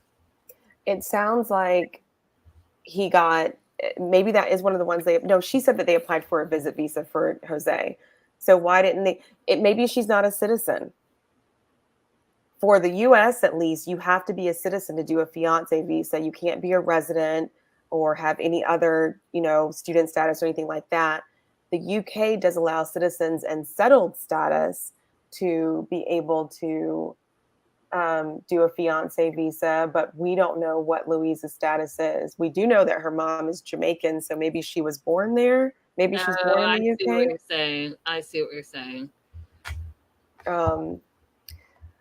But I thought it was interesting that they're doing a fiancé visa for him anyway, as opposed to him just being able to come and visit on a visitor's visa, because he's Argentinian. They have a pretty strong passport. And if they're speaking Portuguese now, I thought they were speaking Italian, even though I was like, it doesn't really make sense. A lot of people who are Argentine have dual citizenship with another country. So even if he wasn't traveling on that passport, he could travel on the second one. So this whole thing is, I want to know more about his background and why they chose for him to do a fiancé visa at all. Why pay for that and not just have him come and visit, get to know him a little bit more. This would not have happened in the US. You have to show proof of the engagement. So show proof of your plans to get married. That's the part I'm shocked about, April. Like, you can get a fiancé visa without being engaged. Then why doesn't everyone just do that? This is an interesting twist that the UK allows this. 100%. So they are going for drinks. Or not, excuse me, Rebecca's going for drinks with friends, and she is catching them up on all things. Sorry, you guys, let me just do this real quick. Perfect. All things Rebecca and Christian. She tells him that he's arriving in a few days to live there permanently, and the friends are always like, wait, what? And then they want to talk about it, right? So one says, which is true, you guys, now listen up, because I was like, they didn't give us the name of the friend. They were just like, these are her friends.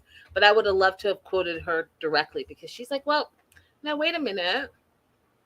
You realize that these ship employees have ship wives and ship families, and they have significant others in all of the regular ports.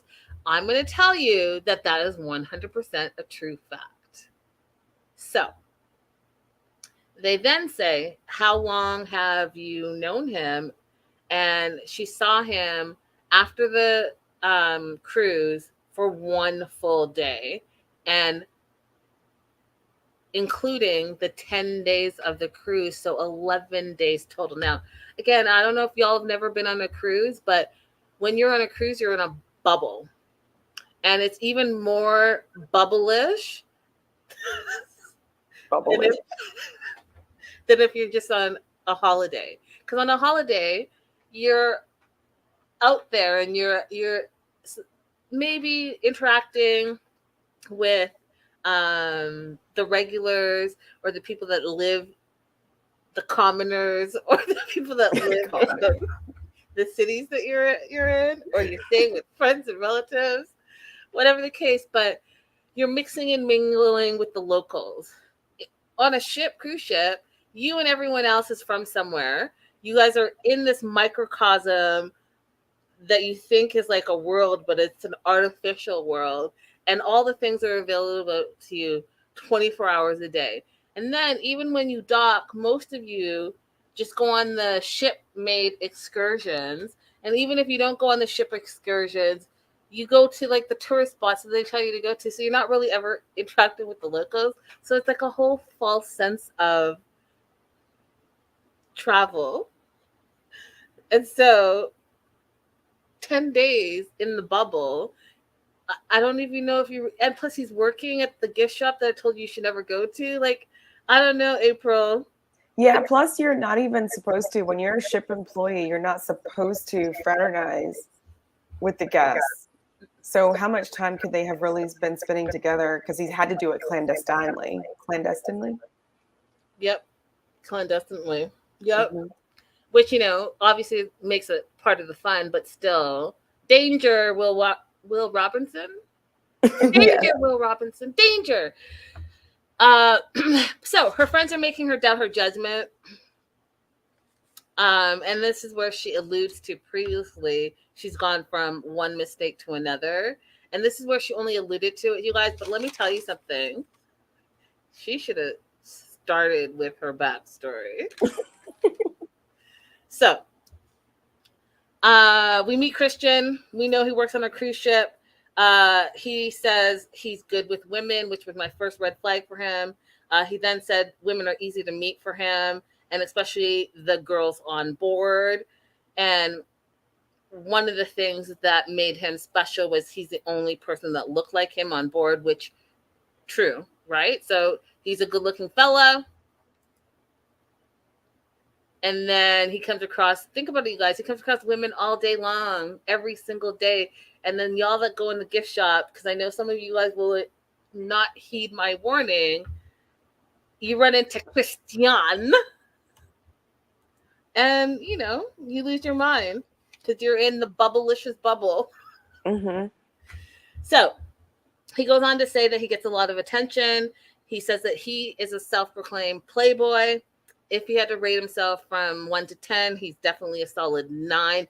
That's him saying it, not me. I'm just literally telling you how he's describing himself. Anyone, like any female approached him, he wouldn't say no, and he loves the single life.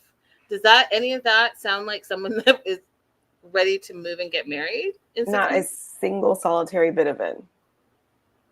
Nope.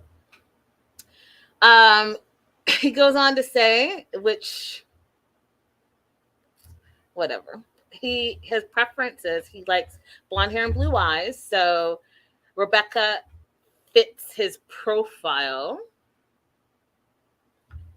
And then this is where I was like, I know April and I will probably not agree on this whole dating philosophy, but let's see, hit me with it.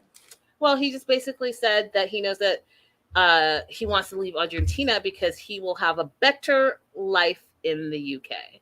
And you and I have talked about this, and we kind of sit on polar opposites on the part where, you put in your dating profile, if you online date, that you were in X location when really you're in Y location. I'm just not a fan of it. But he is, and he wasn't even on a dating app. He was at his job, minding his business, knew that he might want to be at the UK, meets the UK girl, and pow! He doesn't even have to propose to her. He gets to go there for 6 months, and then maybe if he works out, it's all good. But here, you guys, is when Christian gave us another red flag, and the another red flag said, 1, he said he's a ladies' man, and 2, he said you cannot change a man's essence. And so it's the angel and the devil, and he still plans on listening to both. And what I read through that, he doesn't care. He doesn't care if he's going to get married. He's still going to be a ladies' man. And guess what? He's going to cheat on that woman over and over and over again because you cannot change a man's essence.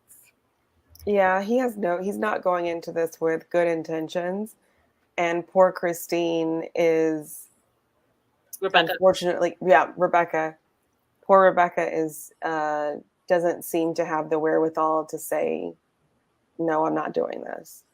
And why? Why, you may ask? Well, let me tell you why.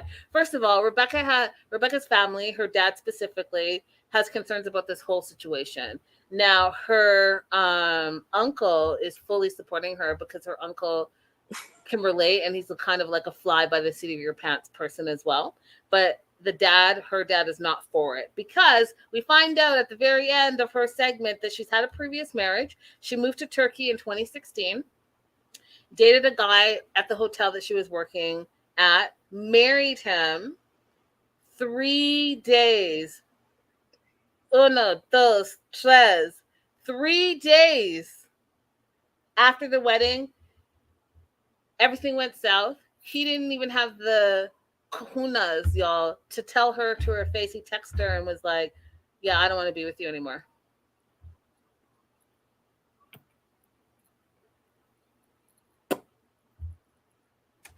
So, no bueno. Hot No. mess. Patterns beget patterns. And I wish that she would take a minute to figure out what exactly is going on here, because he's supposed to show up at the airport. It's the day she's supposed to pick him up, but she hasn't talked to him in a couple of days, which to me is a red flag. Like, you're traveling to see me this day, not like, hey, I'm on my way to the airport. I'll see you soon. Love you. Can't wait to see your face. None of that. Just nothing for the past 2 days. And you expect this person to show up at the airport? Let me tell you something. I don't care who you are. If I don't hear from you, I'm assuming you're not coming. Exactly. I mean, and I'm talking about the same day. If your flight is later on that same day and I haven't heard from you, I'm not going to the airport. That part. Nope. So this is already starting off on not a great note for their relationship and her self-esteem. Agreed. Shane and Mert. Yes. Shane and Mert. I like Shane. Same. Overall thoughts? I did not accept his apology. You know how I talked about how I really appreciated the fact that he spoke her love language? This episode, I was like, oh, but is he also gaslighting her with her love language? He's definitely using the fact that he knows how to surprise her, like that she likes surprises and she likes gifts, to compensate for his lack of ability to emotionally connect with her and her needs, and to decide how they want to structure this relationship together. There doesn't seem to be any kind of, he apologized, but there's no kind of resolution on how they plan to administer, if you will, this relationship. How do you move forward? They don't have a plan. That's what I'm saying. How do you move forward without a resolution? How do you move forward without a plan? Because you flew to Turkey, Shane, to resolve this. Okay. She says her birthday was a shit show. Mert was extremely jealous. Shane spent most of her birthday crying and the next day, and said that Mert's behavior borderline, her mom, Cherie, said Mert's behavior borderline on obsession, which I'm like, I could see why she would say that. Hey, Vanessa. Hey, girl. Hey. So Shane wants to get a grip on this whole situation before they move forward and get married. So she is flying back to Turkey to discuss it and to kind of sort through their issues, right? Back in Turkey, they're sitting at a restaurant face to face. And she explains to Mert how he ruined her birthday and the next day with the argument, and talked about how it was just her best friend Grace, and her mom. There was no man. There was no cheating. There was no reason to get super jealous. None of that stuff. He says, well, he saw on FaceTime that there was a man sitting at the table. Shane tried to explain that when you're in a pub, there are men everywhere and people are sitting everywhere. It's not like assigned seating, right? And so there are going to be men at tables that are at close vicinity to you. It doesn't mean that they're with you, right? So Mert then says that, Shane then also says that I don't appreciate the fact that you're trying to give me a curfew on my birthday. And Mert's like, well, I'm not sad for that. I'm not sorry for that, he says.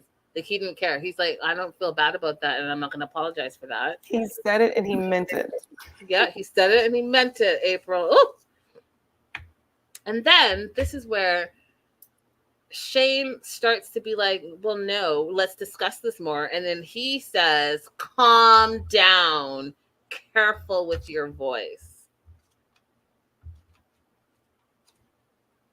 Wasn't a big fan of that. Yeah, I didn't care for that either. First of all, it's the like pretending you're a hysterical woman tactic. And then secondly, you're trying to use Shane's husky voice against her, which I take personally as a fellow husky.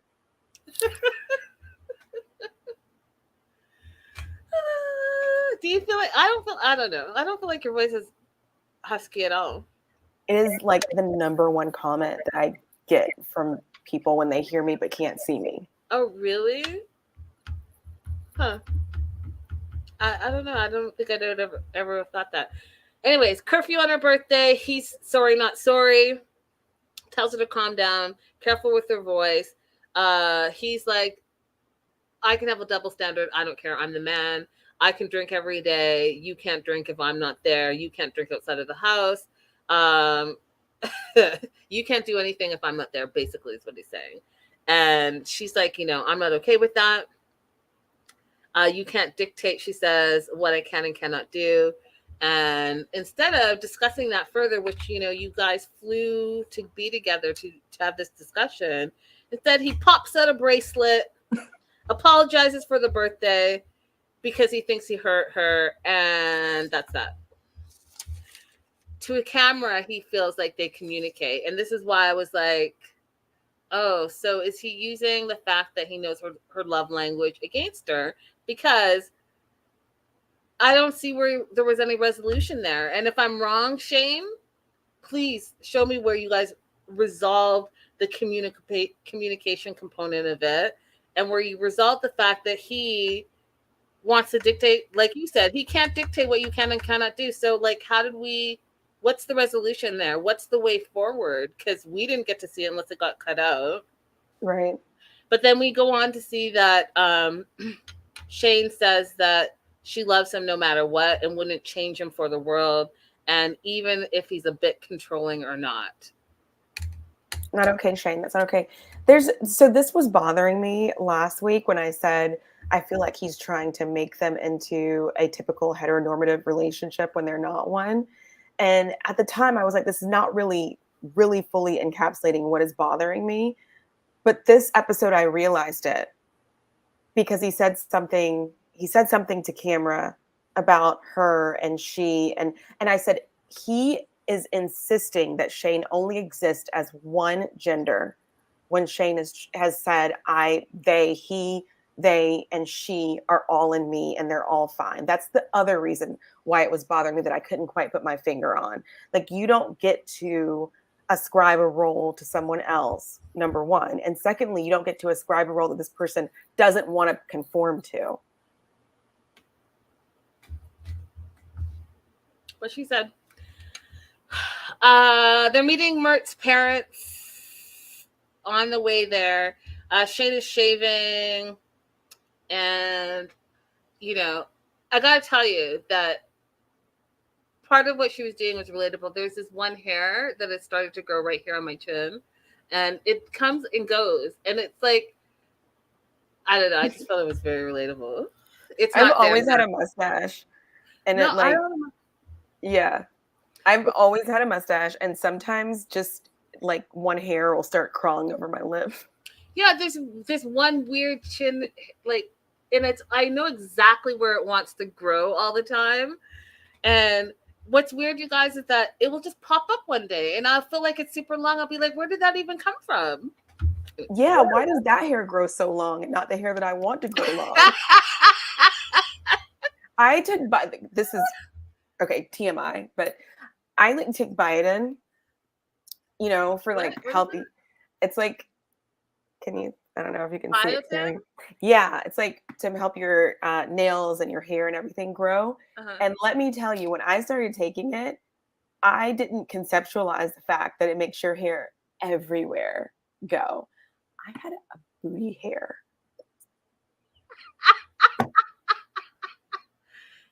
I went to shave and then looked at the razor and was like, oh, people have been looking at this.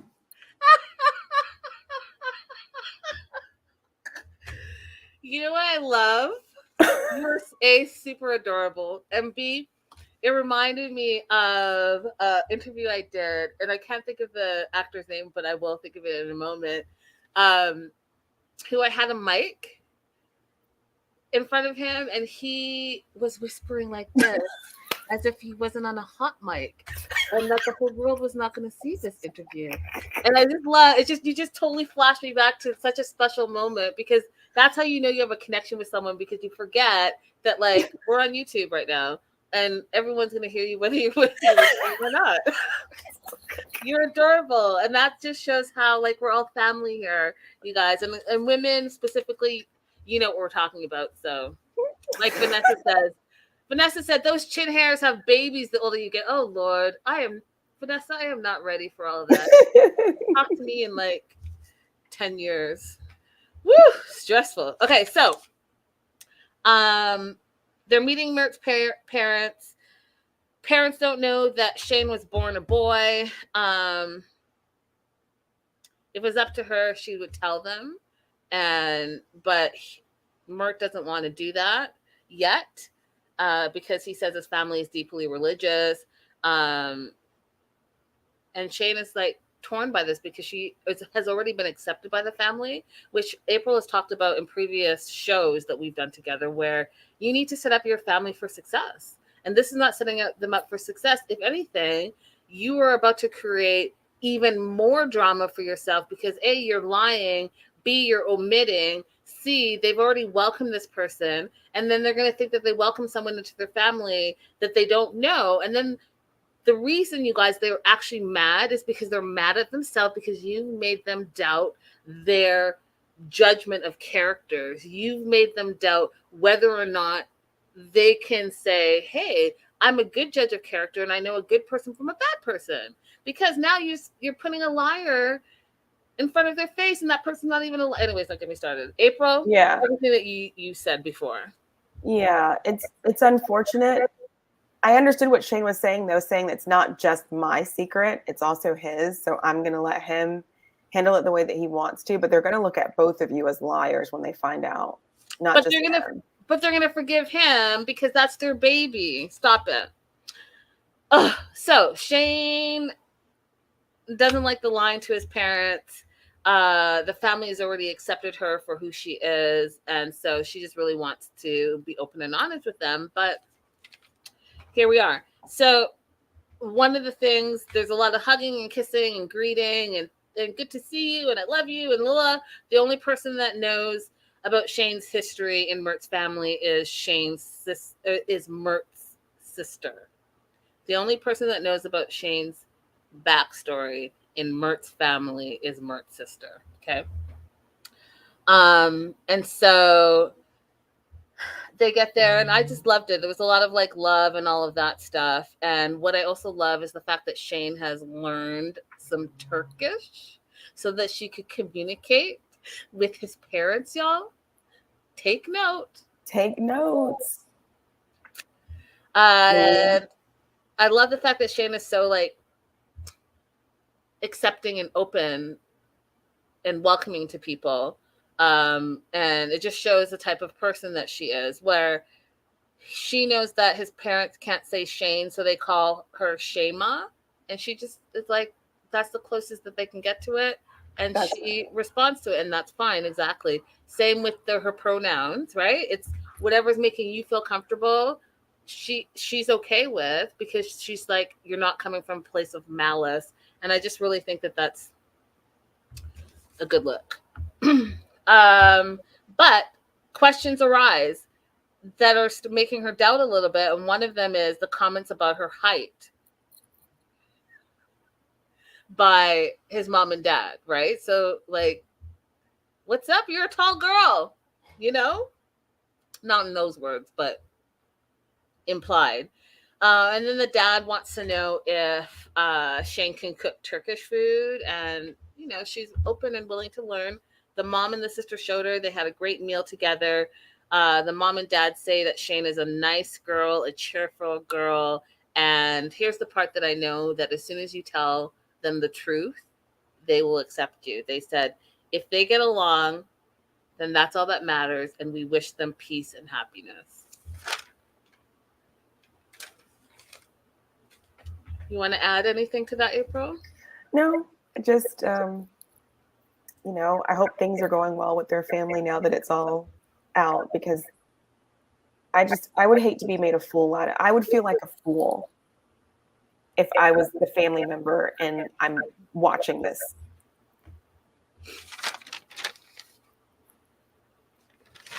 Agreed. Last and certainly something. Overall thoughts on Azelle and Robert. I still put this on his shoulders. Why is he allowing someone in his life that's nasty and rude to his daughter? Well, he bucked up a little bit this episode. A little bit. He bucked up a little bit. But I'm going to tell you something. I don't know what's going on with Azelle. And I think that I think she might have unfollowed me on social media after our last episode. But I don't know if that's true because I didn't actually look into it. I just saw that there were a couple of less, like literally 2 less people that I was following. And I was like, oh, I wonder if that has anything to do with what I said. Well, she's not good at taking criticism, so. And it was constructive. And I stand by everything that I said because I'm about to say a bunch of stuff again because I'm not sure. I can't accept some random trying to make themselves more important than someone else's child. I will just never accept it, ever. That child is always going to be number one. That child is always going to be that person's child. And you need to be okay with that. And if anything, you should welcome that child as an extension of the person that you say you love. They made that person from scratch. What the hell? Okay. Yeah, and if you want to have kids with somebody, your indicator for what they are like as a parent is how they are as a parent with their child that already exists. So it's really bizarre that she's focused on moving on and creating a new family with him, which I hate when they say that, especially around a kid that already exists. Like, we're going to make a family. Like, we're already a family. Then you shouldn't want to exclude Arwen. Arwen? Arwen, yep. Arwen. And we've also not seen anything from her that indicates that she's a difficult child to be around. No, it's because, it's coming from jealousy. Azelle is literally a grown-ass woman jealous of a 16-year-old child. And that's a horrible look. It's a horrible look. So, Robert's having lunch with his daughter. And again, it's just talking about, like, where do we go from here type of thing.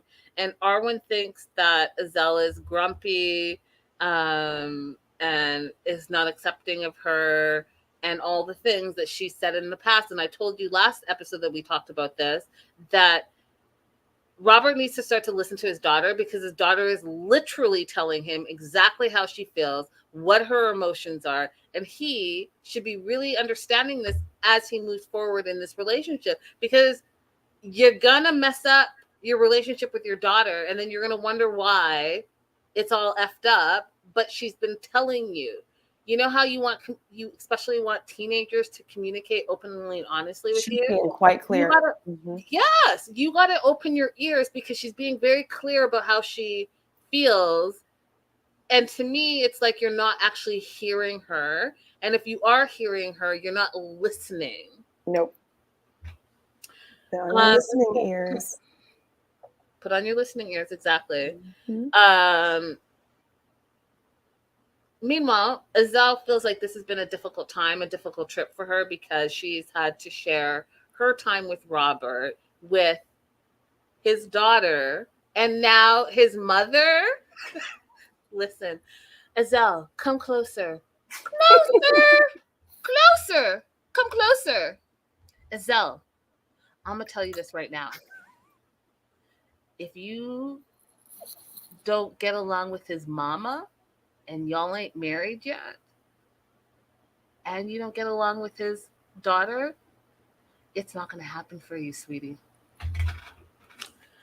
So I said, what? It's been a difficult trip for you because of what? Because of his family that you want to marry into? Weird. The grandma and the daughter think that Azelle is using Robert for his money and his house, and they feel like Her intentions don't look good. Every time they say this, I'm like, can we see Robert's house? Because from the inside, I don't really understand why they keep saying that.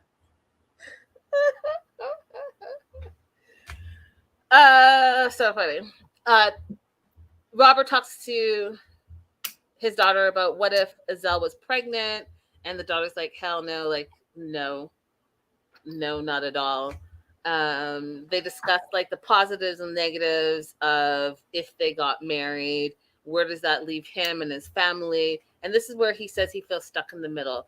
Robert, I'm going to need you to sit down and really think about what your family and especially what your daughter is saying, because there's nowhere in there, especially how you see how she talks to not only you, but to your daughter. You shouldn't be stuck anywhere. You're not in the middle. You're the conductor. Say it again, April. You are driving this thing. You can end this thing. You're not in the middle. You're not old. You can start over in a new relationship. You are not bonded to this one. That's that part. And you can find someone quite easily because you seem like a really lovely guy.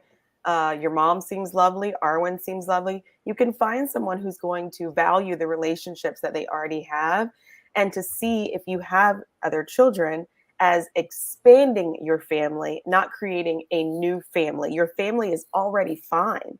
Expanding it would be fine, but she wants an insular, separate family moved away from Glasgow. It makes no sense. Yeah. Agreed. Hit me up, Robert. Oh, is he your type, April? No, I'm just joking.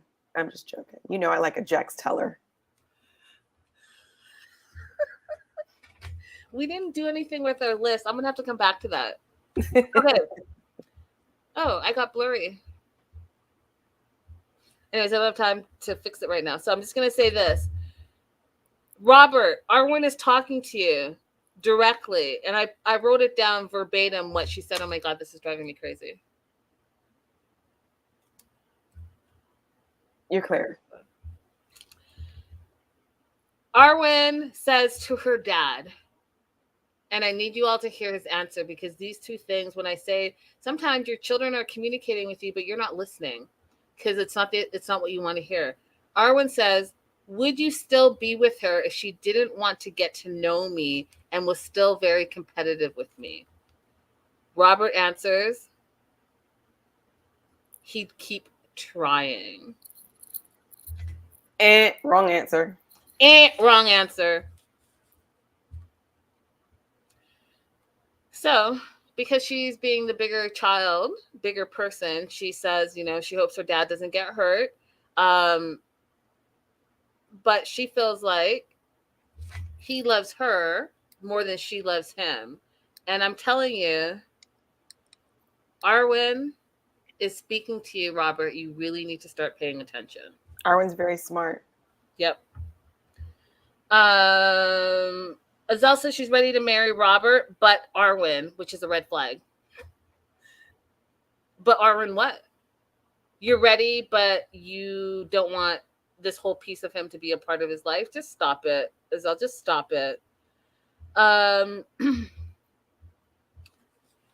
They go for dinner at Robert's mom's house, and it was just, I'm just going to tell you guys, it was a little bit of a hot mess, but I loved how strong Robert's mom was. And I hate the fact that he hides behind his daughter and his mom to say the things that he should be saying, which is what April is saying, is that he should be steering this and not the friggin' passenger in the back of the boat without doing shit. He's the dude where y'all are like paddling for your lives and he's just sitting in the back chilling.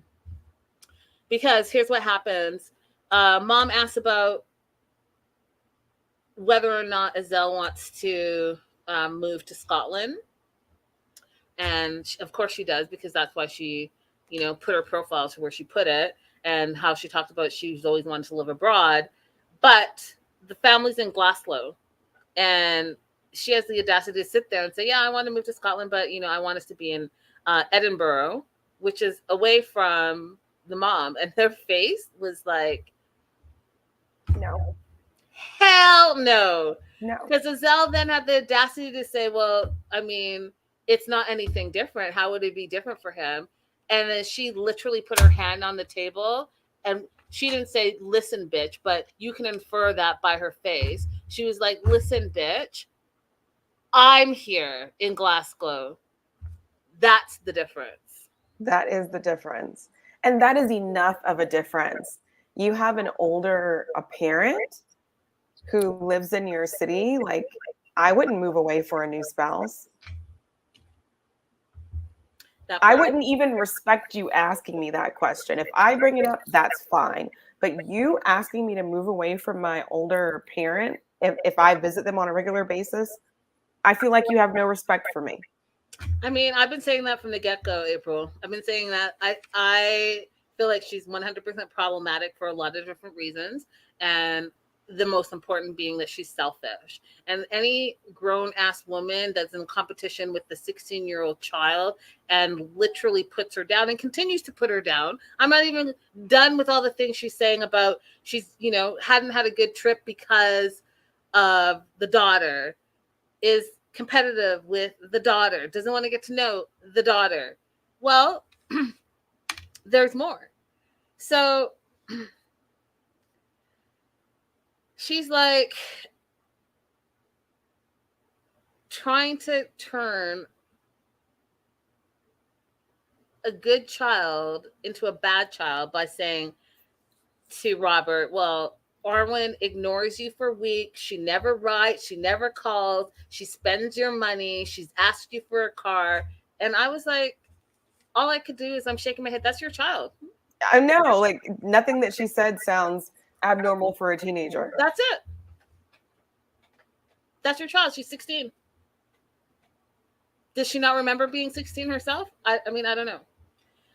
And then the part that was crazy was the fact that she went into his phone and called him out on private text messages that he was having with his daughter, that she said she saw her name, so she couldn't help herself, and she went through it, and they were talking about her.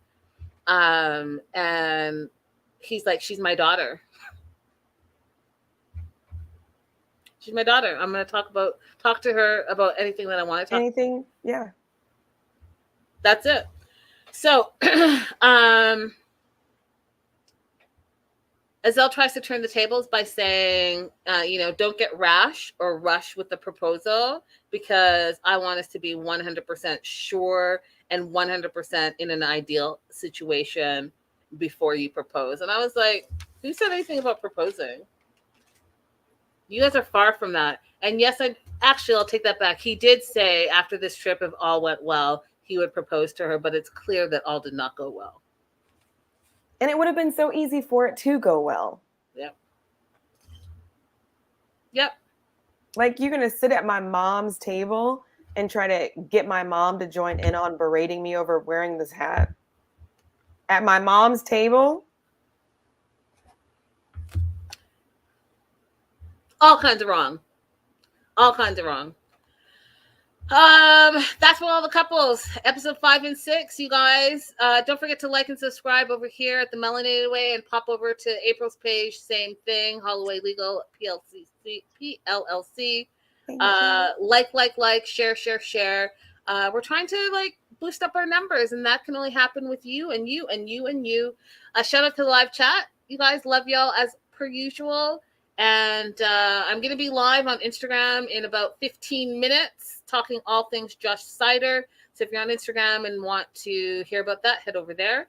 Until next time, y'all. Bye-bye.